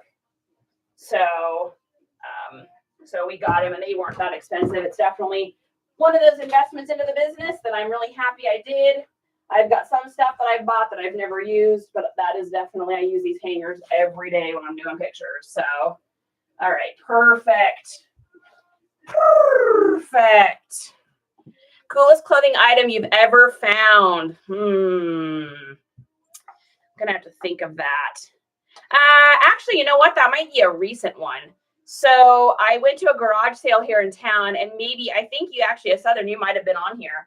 I went to a garage sale in town and I got like a Batman Joker shirt, an old Dadcore Chevy shirt. Both of those have sold. And then I saw this shirt that had like this guy on the front of it. And actually, I'll just pop it up on my eBay here because some of you might remember this one, but it's kind of a cool story that goes along with it. So this shirt here, if anybody remembers this one here from the other day. So I saw it and I was like, oh, that'll sell on Depop. And I wasn't even thinking it was anything big. I saw the back of it, which was super cool. And I was like, I feel like I recognize that, but I don't really recognize it. The tag was really old. I spent like a quarter or 50 cents or something on it. And I got it home and we were online here all figuring out what it was. And then we couldn't really figure it out. So I got, I did the whole like deep dive to figure out who it was. Finally found another one of these shirts. For some reason, I couldn't find it at the beginning. And I found it and learned that it is a group of two guys that have been around for a long time, but they were the original people that sang alongside of Insane Clown Posse when Insane Clown Posse was kind of just starting out. And these two groups, Twisted and Insane Clown Posse, would like sing together on some songs, and then sometimes they just do shows together. And so I was like, oh, that's cool. So that'll make it more valuable. There was only, I think, one other one online that I wanted finally finding. And I saw how much they were trying to sell it for. And I was like, whoa. But then I realized why, because it was just so insanely rare. So to make a long story short, I was just going to list it for the price that the guy had. He had his for like $160, which I was like, that might be a little high. And so I was like, well, I'll do like $140, beat him out by $20, and then I'll take $130 or something. I mean, I got it for 50 cents, whatever, turn and burn. Then I was taking pictures, and I'll show you what I saw. So I'm taking pictures of it, and all of a sudden I noticed, and I didn't notice when I was taking pictures, I noticed when I went to list it because I was putting down how many pinholes were there. Then I noticed something, and tell me if you see it. See that writing right there? I realized it's signed. So it's signed by Jamie Madrox, who is this guy on the back of the shirt who used to do these shows. And I guess he's still around, but he's one of those two dudes there. And he's the guy, those are the guys that used to sing alongside with Insane Clown Posse. So it's like a super rare, insane shirt. So I've got it up for $171. That's probably one of my favorite finds off the top of my head, because it surprised me multiple times. One, it surprised me by what it was worth, because I didn't comp it at the garage sale. I was just like, scoop it up and get it. And then it surprised me because we all took pictures together, and I didn't notice it when I was photographing it. It wasn't until I sat down to do the listing and I was like, wait, is that magic marker? Yeah, so really rare. Thanks for the music play, you guys. Oh, we're up to 4,500 hearts. We got, on our shipping one earlier today, we broke 10,000 on a shipping video. I was like, dang. Yeah, so that was my coolest. Southern, what is your coolest? What is your guys' coolest clothing item pickup? Either really cool just because of the way it looked, cool because the pricing, cool story of where or how you got it. I'm curious too. I love Southern. You have the best questions. You always ask really good questions. It always makes me happy to like see that. So this is a 2007. We got Spider-Man. This is probably worth a good penny. I'll probably be able to get like maybe like $50 from this shirt, maybe more. I'll put it up in the comments. Okay, sounds good. Sounds good. Katie Bug, I'm happy to see you tonight. I hope Katie Bug is doing well. All right, so we got sleeves are 11 on that. We got a chest of 25 across, so 50 round. We've got a length of 32. So this is a pretty true to size 2XL. Shoulders are at a 25. Yeah, and at the bottom, it's got like Marvel, Spider-Man, Columbia Pictures, Hasbro. It has like all the different, like, oh yeah. I mean, look at all those different things it's got at the bottom. I'll be able to put those as descriptive words, which will just help to trigger it. Thank you. Just got home from work. Oh, what fantastic. Welcome home. Welcome home. Okay, next we've got another pair of jeans. Now, this is a good example of how I do larger jeans. So this is a larger size. And if I try to put these out on my board or lay flat them or however, by the time I'm able to get a picture of them, the item's going to be so small. So what I do is I put them together on a hanger. I photograph one side, I photograph the other side, and then we'll open them and get the insides. And then that way I can keep them as kind of looking regular. Oh, wow, these are really long too. Holy smokes. Those are going past my thing even. I don't know if I'm going to have to, I can kind of angle here. Holy cow. Yeah, those are long. Those are really long pants. Okay. So we got that. And then the other thing I can do, and I might just do this here. It's a nice thing about this board is I can do all sorts of things like hang it from the top. I just have it hanging. There's grates. The rack that we bought on Amazon, it's got grates on the top of it. So I'm able to just hang it there, and I use it a lot for like blankets and all sorts of stuff that's too long. So got those, and then we're going to put these inside here. One tip too, I don't talk about much on the video of making this, is make sure you're putting Reynolds foil on the back of your cardboard because it'll reflect the light and give you better lighting. Yeah, it is a good idea. Thank you. Appreciation. My husband and I were just talking about this earlier. I grew up, my mom didn't have a lot of money, and my mom made $5 an hour cleaning houses. So, we just didn't have a lot of money to spend growing up. And so I just am that person that's like the necessity of invention person. Like, what is it? Necessity is the mother of invention. So I'm always thinking like, how can I solve something inexpensively? How can I fix something? Because we just didn't have money to buy stuff. I glued my shoes back together as a kid, that kind of situation. So I was like, oh, what will be cheap? Because I had looked up reflective materials and they wanted like $40 for a small roll of like this reflective material. And I was like, that's insane. I'm not paying $40. And I was like, what about Reynolds foil? And Justin was like, oh, that might work. And lo and behold, it was free 99 because I already had Reynolds foil. And I don't know about you, but free 99 is my favorite price.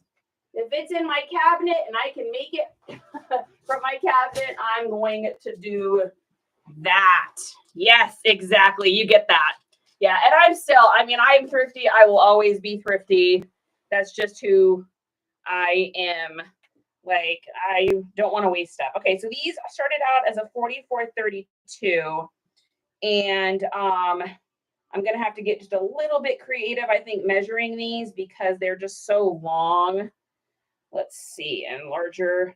And then it's got a tag on it, but it doesn't, I don't think I see a year. No.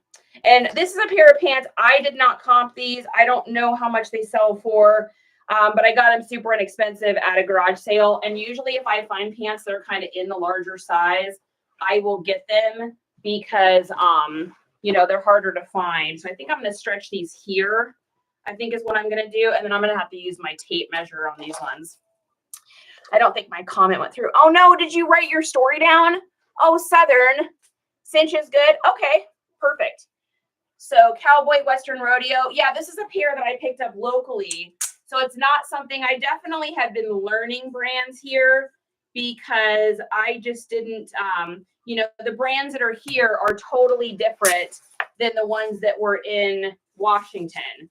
Just a different aesthetic. Okay, so let's see. These are like 40, what are these? 47 inches long. Is that real? I mean, I knew that they were long, but that whole length, wow, that's crazy. Okay, so let's see. What is our inseam on these? I know we're measuring here on the table. So our inseam looks like a 32. So what I'm going to do is I'm going to bring this back. I'm going to hold the 32 next to the inseam and just get a picture. I know it would be easier to put this up on the board, but honestly, it's going to kill my back with how big and long these ones are. So I am in the business of saving my back at all costs. I do not want to end up waking up. You all with back issues know what I'm talking about. You get up in the morning and you're like, huh? You're like, oh God. You're like, it's going to be that day. So if I cannot have to bend that far over to do that, like I said, these are bigger ones. Looks like our ankle is going to be a 10 on these.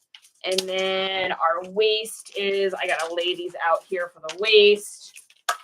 And these are probably, I mean, Southern, maybe you know, I would say these have got to be, just judging on the quality of these pants. I mean, this has got to be like a $40 pair of pants. Am I tripping?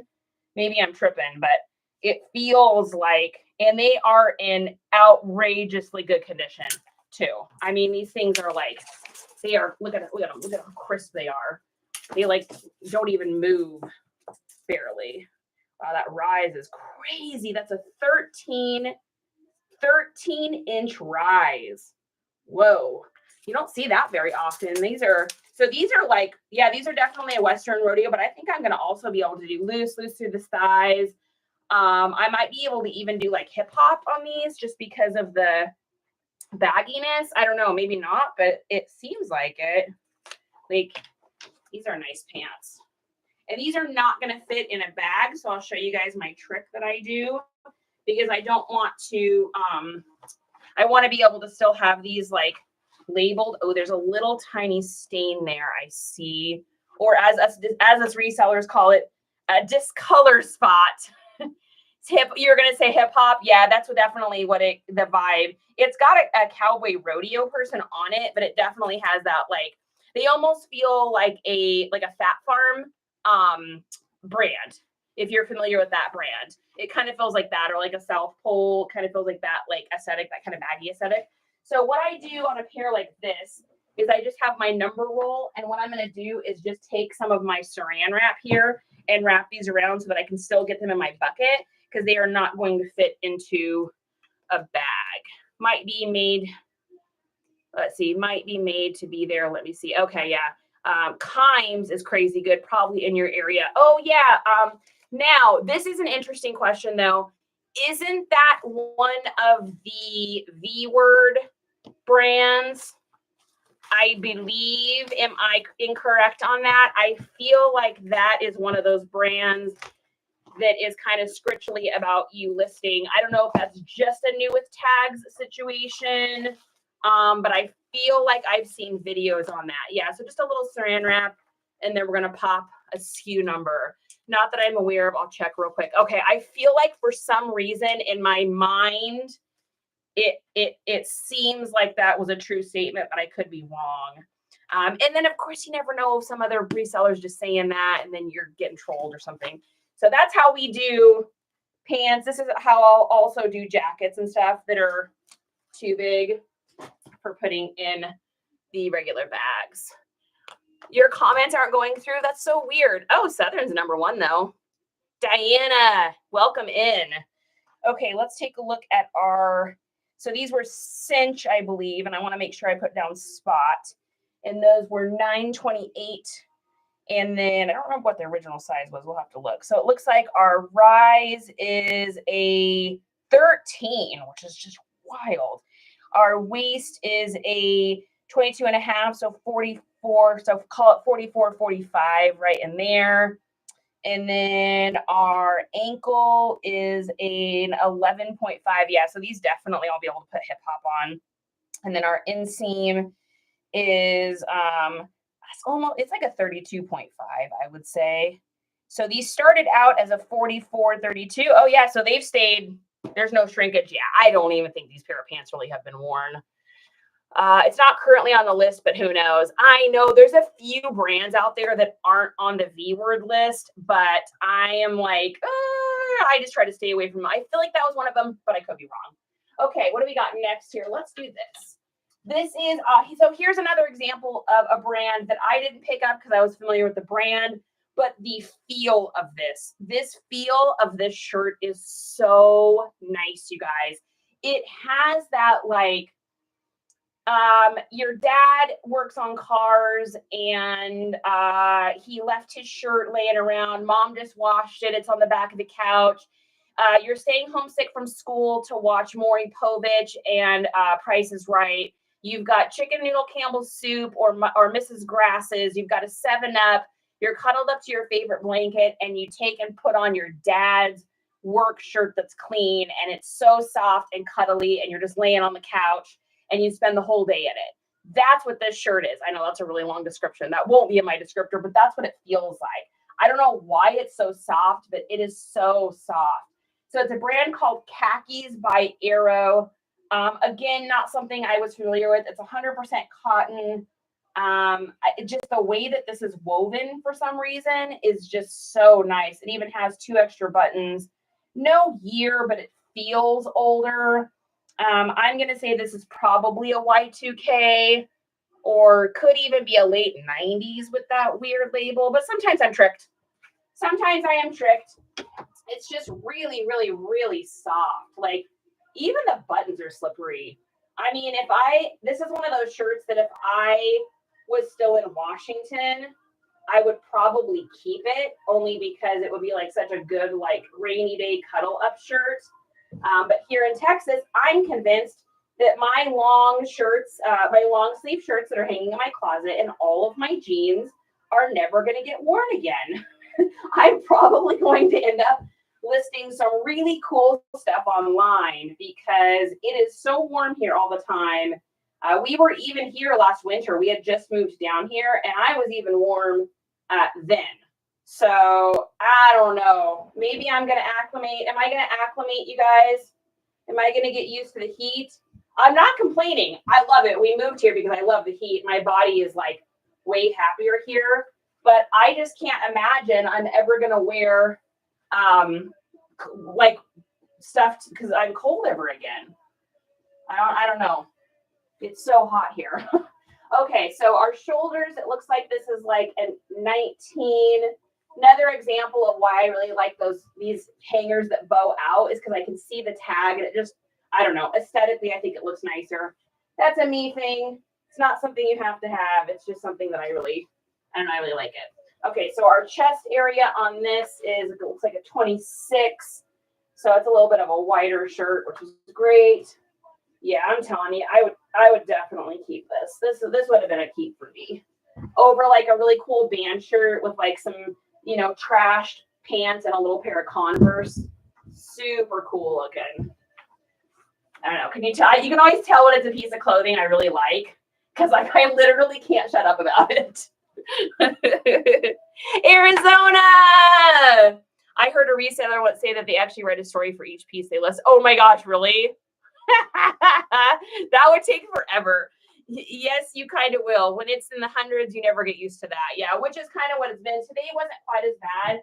When we set out for the chiropractor, it was only 88, which was nice. It did get up to 94 by the time we got home. But last week was unbearable. Like I had to run to the post office, do my shipping. And in my car, I've got leather seats. And I just didn't even think about the leather getting hot. I got in with a pair of shorts and literally burnt the back of my legs in 2 seconds. So I had to come inside and get a pillowcase and stuff it on the seat so I could sit down. I was like, whoa, that's new. I mean, growing up in Washington State, that is just not something that happens. You don't get warm like that. You get warm once a year when you go over to the gorge to see like Warped Tour back in the day or something. That's basically it. And then also with this kind of stuff too, if there is extra buttons, make sure you get those. A lot of people want to know if there's an extra button. If it's in the photos, it's just going to save you a message.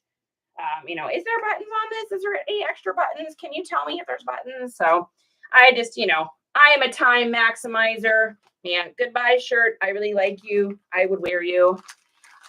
Could you imagine wanting to buy a shirt and they said they found it in a storm cellar? Oh my gosh, absolutely. Like, you're like, did you read the description is like, shirt has been in storage in my storm cellar since 1987. I wore it once to a football game. The weather was mild. I had 2 beers, met a nice girl, got a phone number. Like, you tell like a whole story. That would be hilarious. I might actually buy something just because of that. I'm such a stories person. Like, I'm always so interested. We drive by old houses and I'm like, I wonder what the story is there. I wonder what happened in that house. Like, what family lived there? How many kids did they have? Like, I don't know. I think that's the inquisitive person in me always wants to know that stuff. Okay, so this was a what was the brand was this called again? Khakis, I think. This is an XL. We are at 100% cotton, super soft. So it's Khakis by Arrow, which I'm not familiar with that at all. And I am curious if this is actually like a vintagey shirt or if it's just like made to look like it's vintage. Sometimes I get tricked by that every once in a while, which that's when I'm so internally grateful for Google Lens because someone else has probably figured that stuff out before. All right, our sleeves are 23 on that, and it looks like our shoulders are an 18.5. I actually dropped a tad of ketchup on the collar, but OxyClean helped to get it out right. Exactly. Exactly. Which is better to list clothing on eBay, Poshmark, or Mercari? All of them. Are you kidding me, Matt Junkie? You got to get across the board. I had an analogy for this either earlier in this live or the one earlier today because I got the same question.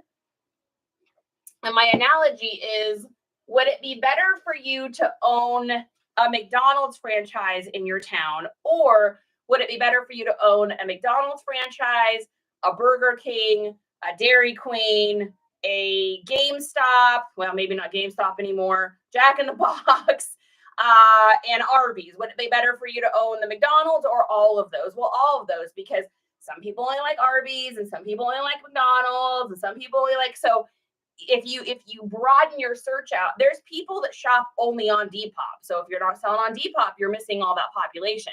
There's people that only buy stuff off of eBay or Mercari, so on and so forth. So I say get it all across as much as you can. Hey, Sugar. Okay. Sugar, every time I see your name, all I can think of is we're going down, down. Do you know what I'm talking about? I'll be a number one. I can't sing the whole song because you can't really talk about that on here, but I'm sure you know what I'm talking about. Is it more than you bargained for? Yeah. Okay. So we're going to do crossed here, and then is it fly or is it button? And these are button or zip. Is it zip? Then we're going to do hips, hip bones. And what is our rise on these? So this is definitely a Y2K jean as well. I can tell just by the exceptionally large rise on there. So these, again, this is a nice little grunge aesthetic. Skate, trashed, worn. Worn is another good word for that.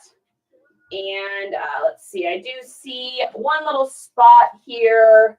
However, whoever's buying these pants are buying them because of this aesthetic. Grunge, punk, edgy, alternative. Really what I need to do is I need to like create a descriptive word list that like people can have access to or something, because I feel like it's tough because I know I do talk fast. So it's hard to like memorize all those. All right, so let's get in here. And oh, this pair does not have a tag. So the sizing on the back says, ooh, that's pretty worn. Let's see. Let's bust out the big eyeballs, and then I'll be able to tell you what year these are from, even though there's no tag. So these look like a 30. Nope. We're not going to be able to tell the size. So we'll just go off of our measurements. Now, what do you do if your Levi's do not have a tag for you to know the date? What you do is in the inside here, and this isn't on all Levi's, but like 80% of them have this. Inside will be a stamp. And on this stamp, it will tell you how many years Levi's has been in business. So this one says for over the last 135 years. So then you open up the old Google machine and you go to this. How long has Levi's been in business? Oh, no, just kidding. What year did Levi's start making jeans? So we've got 1873. So then we take 1873. So 1873. We add 135. And you know that these pants are around a 2008.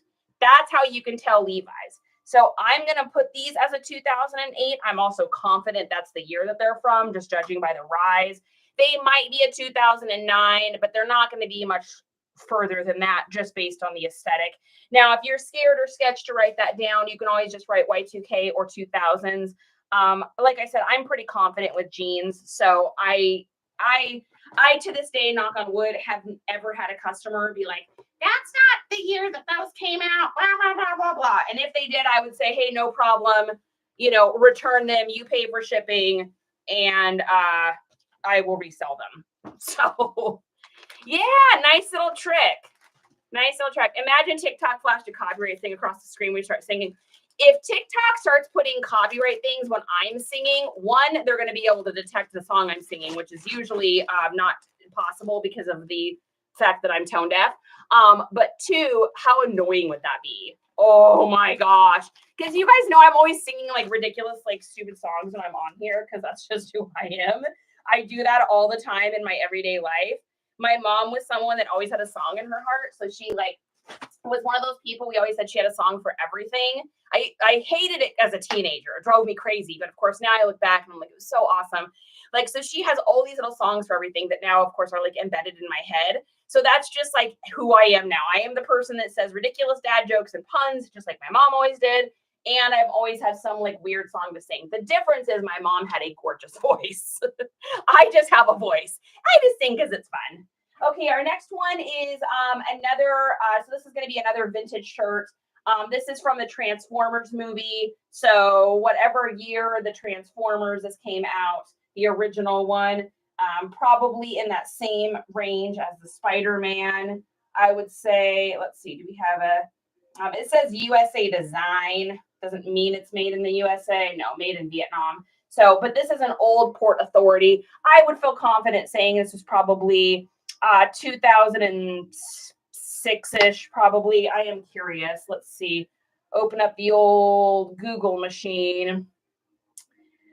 What year did the original Transformers movie come out? Let's take a look here. 2007. Yep. So this is going to be a 2007 shirt because it's Transformers. Any of the movie shirts, it would say like Transformers 3, Transformers 2, because they want to be able to advertise that. So this is just straight up. This is another one that will sell probably on Depop. It'll probably sell for a pretty good amount because this is going to be like a pretty rare thing.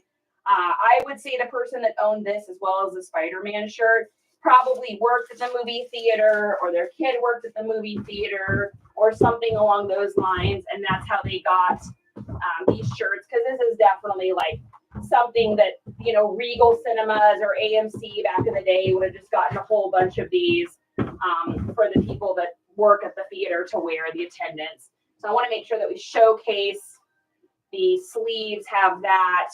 This is such a super rare, boy. I mean, I can't imagine, and I could be wrong. It's not like I've comped this or anything, but I can't imagine there's a whole bunch of these on sale, like online. I would think this would be a harder thing to find.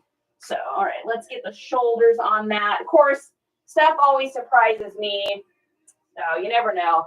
I have a cool story for you guys too, if you're interested in how important customer service is. Is anyone interested in kind of a cool story of something that happened to me today with a customer? I don't want to bore you, but if you'd like to hear a story, I will. Gather round, children, as we tell the tale of a Corvette jacket and how the little reseller from Texas was able to sell the same jacket to the one customer twice, because she understands how important customer service is, because she's literally been in customer service her entire life, except for her first job, which was babysitting the Jensen kids across the street. I'm talking about me. Hey, always. Yeah, so story time. Let's see, where is it? I got this package here. Now, you guys might remember this the other day. Thank you, UPS, for just destroying this package. But does anybody remember last week I had sold a jacket, a Corvette jacket. I'll show you what it looks like here. It might spark the memory. Let's go ahead. Oh, we just sold something else on Depop too. Fantastic. We love that.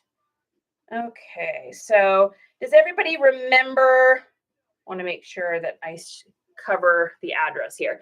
Does everybody remember this jacket? It was like a double-sided 3XL vintage Corvette jacket. So we shipped this off last week. Now I ship for Depop. I always ship outside of Depop because I can kind of pad the pricing a little bit for shipping. And I copy and pasted. Does anybody remember that jacket? Yeah. So I copy and pasted the address from Depop into Pirate Ship, and it populated it like it always does.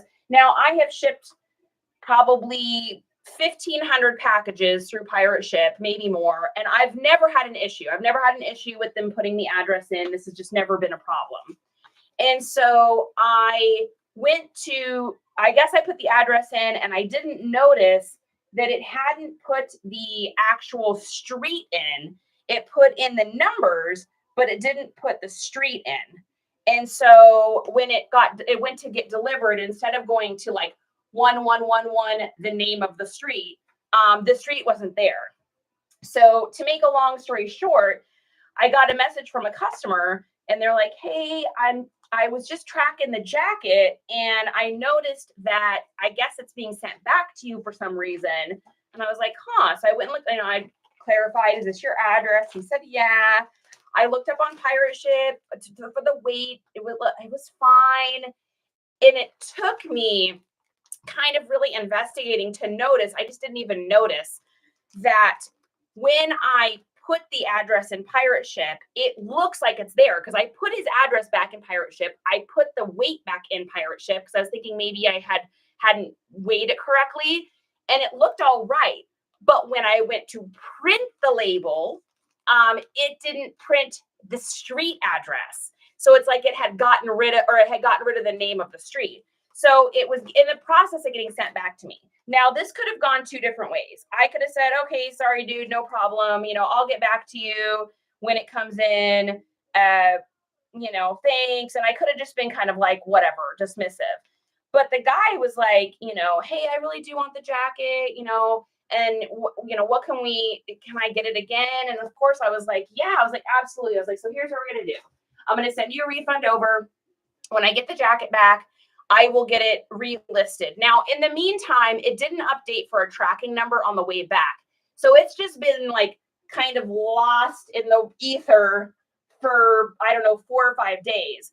He messaged me on Friday, "Hey, I'm really excited about the jacket. Have you gotten it yet?" I said, "No." Now, I could have been snippy. I could have been like, "Oh my God, this guy's messaging me again. How annoying."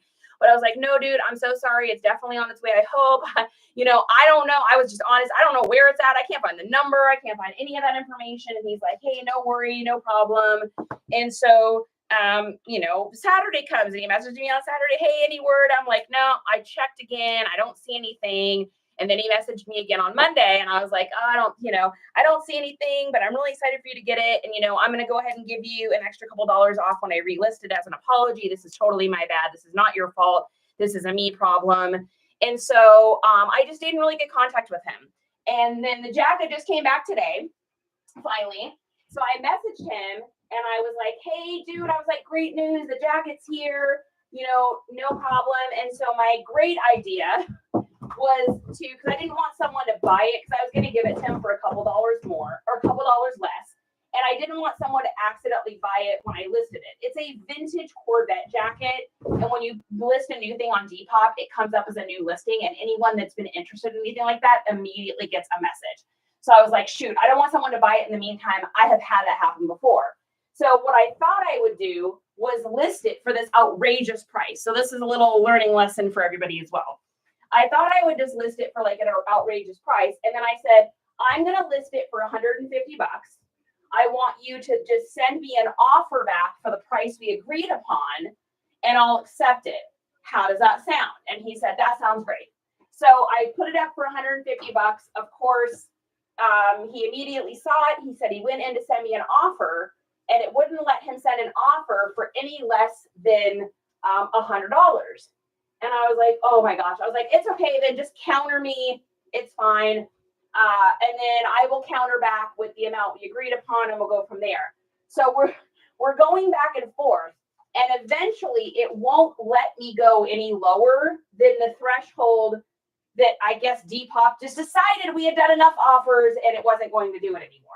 So I sent him a message and I told him, oh my gosh, here's what I'm going to do. I'm going to go into the listing. I'm going to edit the listing. I want you to decline all offers I've sent you. I'm going to edit the listing. And then I'm going to put it for the regular price we agreed upon. If anyone buys it before you can buy it tonight, because sometimes buyers are weird and they'll like wait an hour or two. And so I said, if anyone buys it, I'll just cancel them because it's on Depop. I don't have to worry about getting a ding on there. If it was eBay, it'd be different. So I changed the price and he bought it right away. And so I sent him a message. Oh, dude, I see it. Thank you so much. He's like, I'm so stoked to get this jacket. I'm so excited about it. And I said, I'm so excited. I said, you were like literally the most patient customer I've ever had. Like this has literally been like a 10-day or more. It's been almost 2-week adventure of this insanity. It was one of the very first things I ever shipped that you guys ever saw me ship. So it was like 2 weeks ago at least. And so then I just sent him a message and said, hey, you are such an amazing customer and you were so patient. Here's what I want to do. I want you to look through my store. If you see anything else you like in there, I'm going to give you an additional 15% off, whatever the price is, even if it's on sale, as long as it's not over $100, because I don't want him to buy like one of my $250 pairs of shoes and have to give like $60 off or something like that. So I was like, if you see it, and he said, right on, he's like, I want to let you know you're one of the best buyers, or we're one of the best selling people. I think that's what he called me. One of the best selling people I've had. You've been great getting in contact with me and like keeping me posted. And he's like, I shop on here a lot and I will definitely be purchasing, again, or something like that. I don't remember exactly what the message says, but it's something along those lines. And I'm just like, oh my gosh. Now I could have been snippy. It was a wild ride. Depop won't let a buyer 20%. Yeah, and now we know, vicious, right? What I did on both eBay, I made a custom listing that said custom listing username. And I had put that too. I said it was for and then his name, but still, you don't know, especially Depop buyers. They just get on there and buy it. And then they'll never message you back. You'll never hear from them. It'll be like a ghost. It'll be like a first date and you're just ghosted. Like, so I never trust that. if I'm being honest. So I learned a couple lessons, and then honestly, just the idea of being able to, have a return buyer, have this guy, he's a very specific size as well. So he was like, keep an eye out for anything in the size. And so I'm just stoked, customer service. It doesn't take much, right? So this was a vintage, look at that label. This is a vintage Western pearl snap button, black on black. This could sell really anywhere. My Western shirts, and I don't know about you guys, maybe you have a different, I don't know, maybe it's different for you. But my Western shirts, man, I've sold them on Depop. I've sold them on Poshmark. I've sold them, I don't know if I've ever sold one on Macari. I've sold them on eBay. They seem to kind of just be all over the board on that one. Yeah, it is definitely crazy. Hey, Danny. Okay, let's get our measurements on that here. What do we got? So we've got, that is an extra large. That's an old boy. Extra large, and it says it's a 36. I don't know what that means. Our sleeves are a 24. Our chest is a 24. So 48 around. Our length is a 31. And our shoulders are a 17. Moving right along. All right, we got 2 more things, guys. And then I'm going to get these listed for the evening. So this is a Lucky brand. Now, I remember when I first saw this at the sale that I was at, I thought it was a Pendleton, just based on I think this is called, I always forget, and I always have to keep looking it up. Black Swatch Plaid. Black Swatch Plaid? Am I crazy? Black Watch Plaid? I'm going to have to look it up again. But I thought it was a Pendleton. Doesn't it look like a Pendleton? So I was like, I saw it at the sale and I was like, oh, it's like a Pendleton. I was all excited. Then I saw it was a Lucky, but that's okay. It's still in good condition. A Lucky's always sells for me. But even the label, you could tell Lucky literally is just like ripping off Pendleton. It's so funny. Wait, you take pictures, right? All the measurements? Yeah, always. Every time I write down the measurements, because then when I'm sitting down to power list, I don't have to go look at my photos. All I have to do is be like 19, 20, 22, 23, 2016. I got the size, I got the SKU, moving right along. So I write them down. It only takes me a second, and it's like everything I can do, I do in batches. Hey, Christine. Okay, we got shirt here, our wannabe Pendleton, but it's in really good condition. So this will be a couple different aesthetics. So this could be preppy, but this can also be skater, indie, retro. There's quite a few kind of different names for this. And I feel like some of this stuff I washed, and there must have been like a little handkerchief or something in the pocket of something, because some of it's got that kind of like little white fuzzies. There we go. Little water, little thing, good to go. So yeah. So to answer your question, I always do the measurements, and I didn't used to do that, but I just was trying to I'm always trying to come up with ways to maximize my time. Like, how can I save 5 minutes? How can I save 5 minutes? So for me, doing that saves me a ton of time. All right. And that looks a little dark. I'm going to mess with my exposure a little bit on that one because I don't like that. Let's try that. That looks better. I want things to look like the actual color that they are. I don't want to sell something and have the person be like, it's way darker than I thought. All right, and our sleeves. And then we're going to do chest on this. This looks like it's probably a large would be my guess, somewhere in that family. And then do we have extra buttons? No, we do have a little thing that says Lucky Brand, Los Angeles, California. So you want to get that. Anytime you find anything that's got I know we talked about this earlier, but if you weren't on here, anytime you find anything that's got little caveats, like an extra button or a little extra tag somewhere, you just always put it down. It takes 5 seconds to do it. And it seems like whenever I do that, I wind up selling the item way more because it's got some little thing that people are like, oh, 19. I didn't really want to spend 19 on that. Oh, wait, it's got an extra button. Okay. Or I didn't really spend 19 on that. Oh, look, it's got that little logo in the back, though. I think I will get it. So I just feel like that helps people to make the choice. All right, let's get the tag inside here. Hey, Little Fashion. Let's see. I used to write them all in the description, but then I started picturing them. Yeah, I still do my measurements in the descriptions.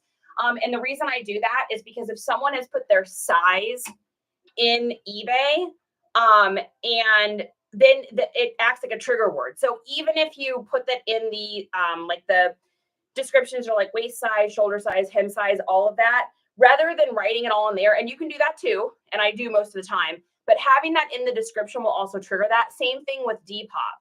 So on Depop, you can put your size in ahead of time. So a lot of people will do this on Depop. They'll it'll say what size are you, or what sizes do you want to follow, or whatever. So if people put their size in there, or they put any measurements in there, Grailed is another one. Grailed goes all by sizing.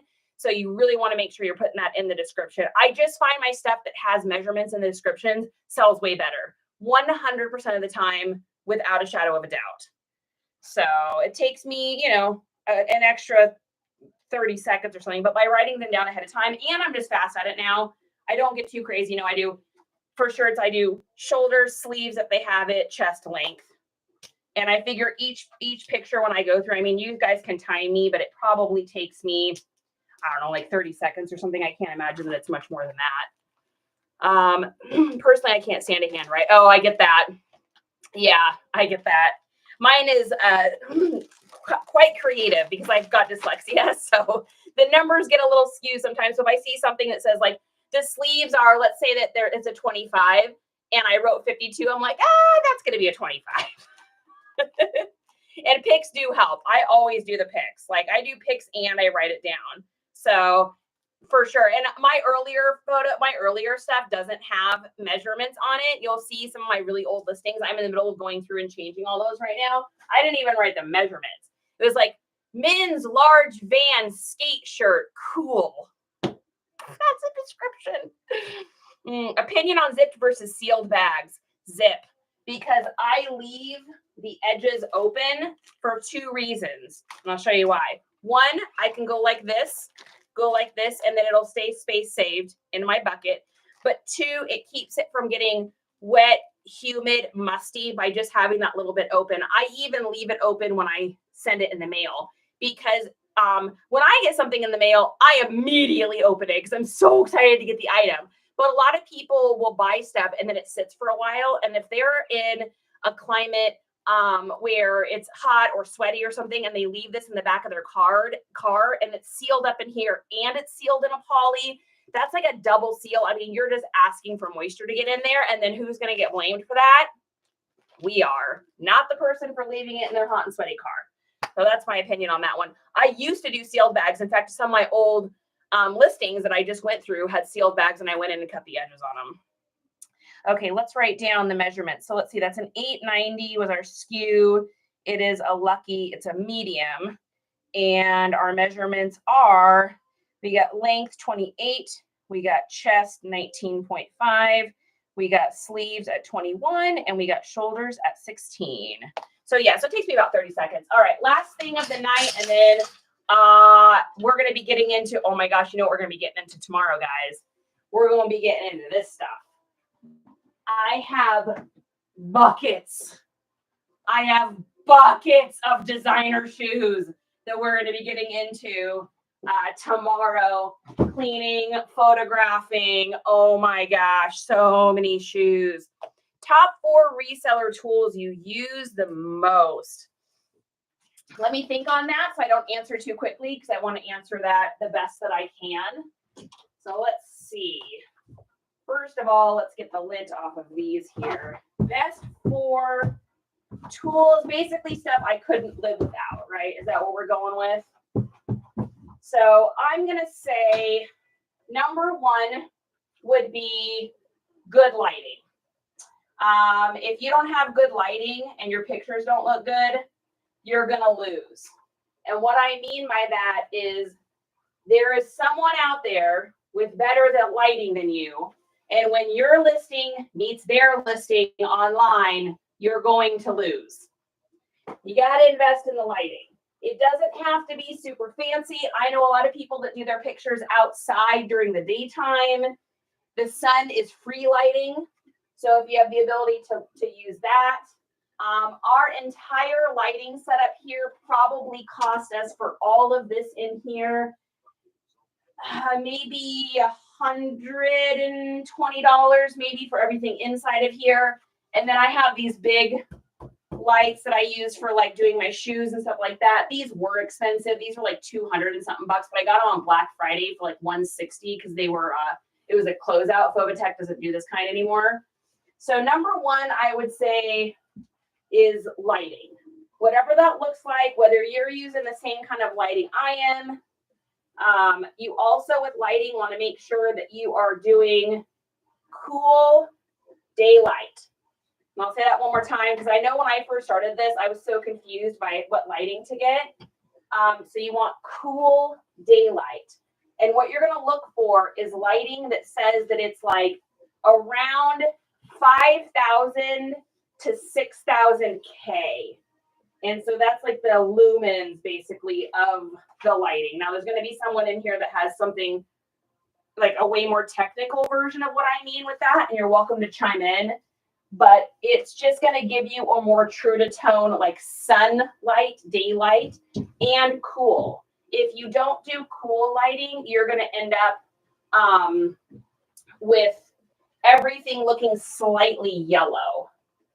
And if you go back and look at my old listings, which they're getting harder and harder to find because I am like basically redoing my store from my old pictures. But you'll see shirts in the table looking yellow when I used to do table lay. So that would be number 1. Hey, Arizona. And if you guys are resellers, chime in too, please. Like that's how we all learn. Hey, Opal, I'm happy to see you. Your little picture thing always makes me laugh. It's like a little guy. Hey, koala. So that's number 1. Number 2 would be good phone or good camera. So whatever that looks like to you, I have an iPhone. I know a lot of people are Android, and that's fine. I don't have any opinions on the exact one that you have to get. I just definitely say a good camera. Now, there are resellers that do not do pictures on their phone. They do it on like a digital camera or something, and that's fine too. I just opted for my phone. I got an upgrade when we started doing this business. This is how cheap I am. I was up for an upgrade for a really long time. My last phone, I got it back in like 2016, I think, but I didn't need it I didn't need it to be fancier. So it was already paid off and everything. And then when I started doing reselling, I was trying to get pictures with my old phone and it was just bad. So I decided to bite the bullet and invest and get a new phone. Fortunately, I was up for upgrade, so we were able, because it had been so long. So I was able to, you get a little discount and stuff like that. And I'm just paying monthly to pay it off, but that's cost of business. So for me, number 2 would be phone. Number 3 thing, and this is an inexpensive thing, is this lanyard. I am telling you guys, I use it. I use it now everywhere I go. When I go to concerts, I wear this too. So I almost lost this phone at a garage sale. I set it down by a bunch of vinyl records in a drawer at an estate sale. The house smelled like cat yucks, but I almost lost it. I really thought that somebody had just picked it up and walked away with it. So I immediately bought one. The one I bought originally I didn't like, and then I got this one. So this thing here is in our link tree. Get it. Get this one. This is that one time where I will say get this exact one, because the thing doesn't tear off. And I have had this. I mean, this is like over a year of every garage sale, concerts, and then all day here. So that's probably number 3. Number 4 is going to be kind of a weird one probably. And it is my tape thing here. Now you can't see it. Let's see if I can turn this a little bit. YouTube, you might get turned weird. Can you guys see that in the corner there? Oop, there we go. That little tape thing. See this tape dispenser right here?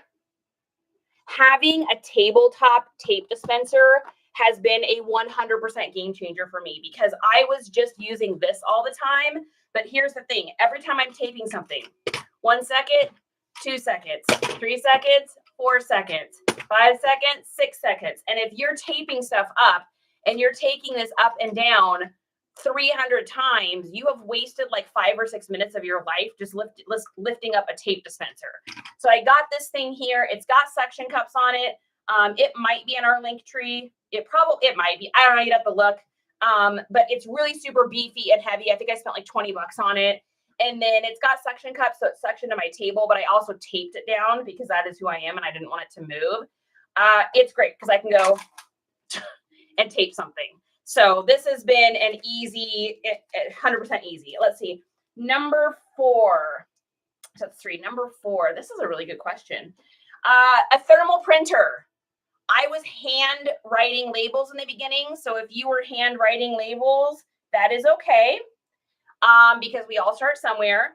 But once I started selling, like, I don't know, maybe like 5 or 6 things a week, I was like, okay, I am now printing things out of my printer, or I'm handwriting them.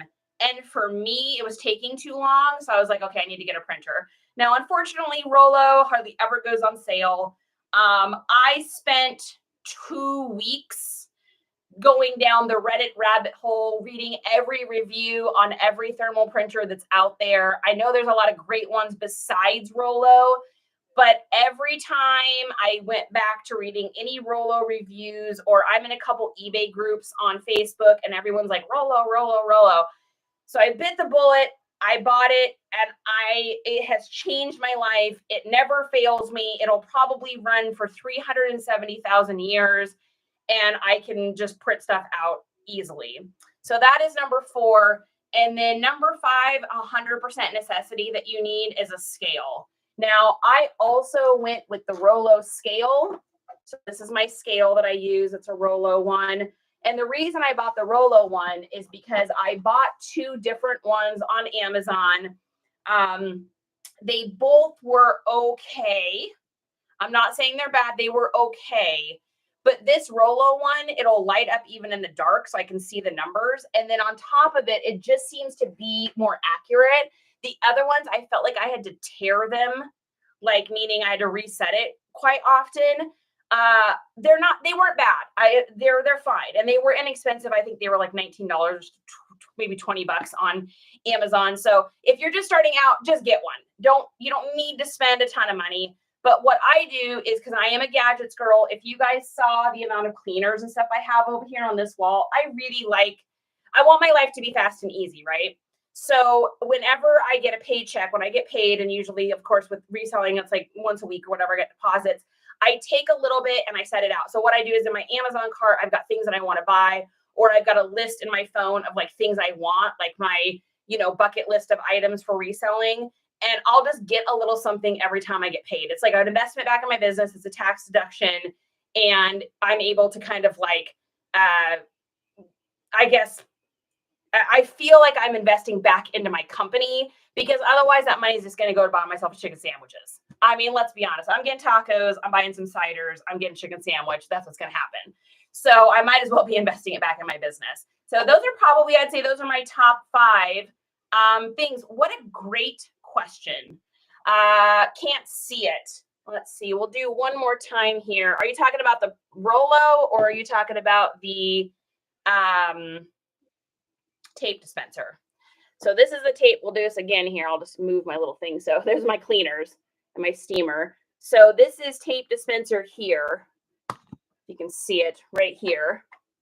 This is the one I got, and the brand is Resell. So it's EXCELL is the brand. And then of course, tape, little dollar store for these. So EXCELL, and it's got suction cups on the bottom. It's been great. It's been a workhorse too. You can take the tape and put it on and off really easily. So that is a definite get. And then if you were talking about the Rolo, I also like how big the base is. And then it has the, just unplug this for a second.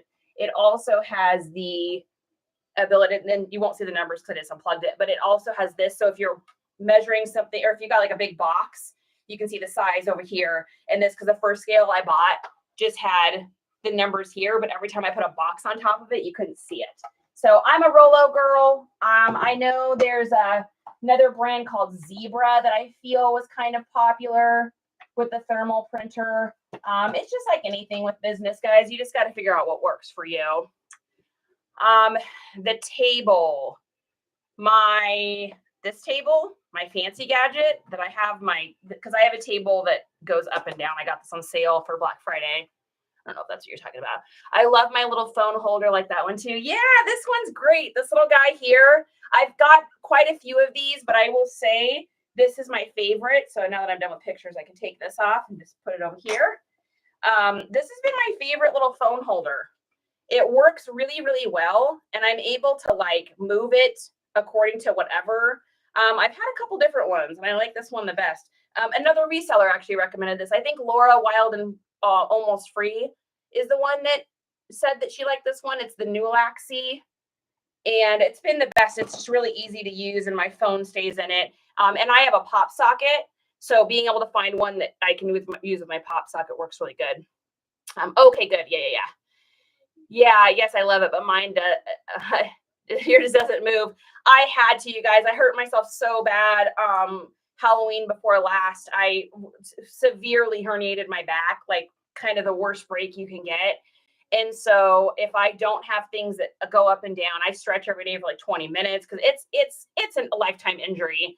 But having this table go up and down, I mean, I got this table for like $100. The folding tables at Costco were $65. So I was like, shoot, for $40 more, I can get this. I mean, heck yeah.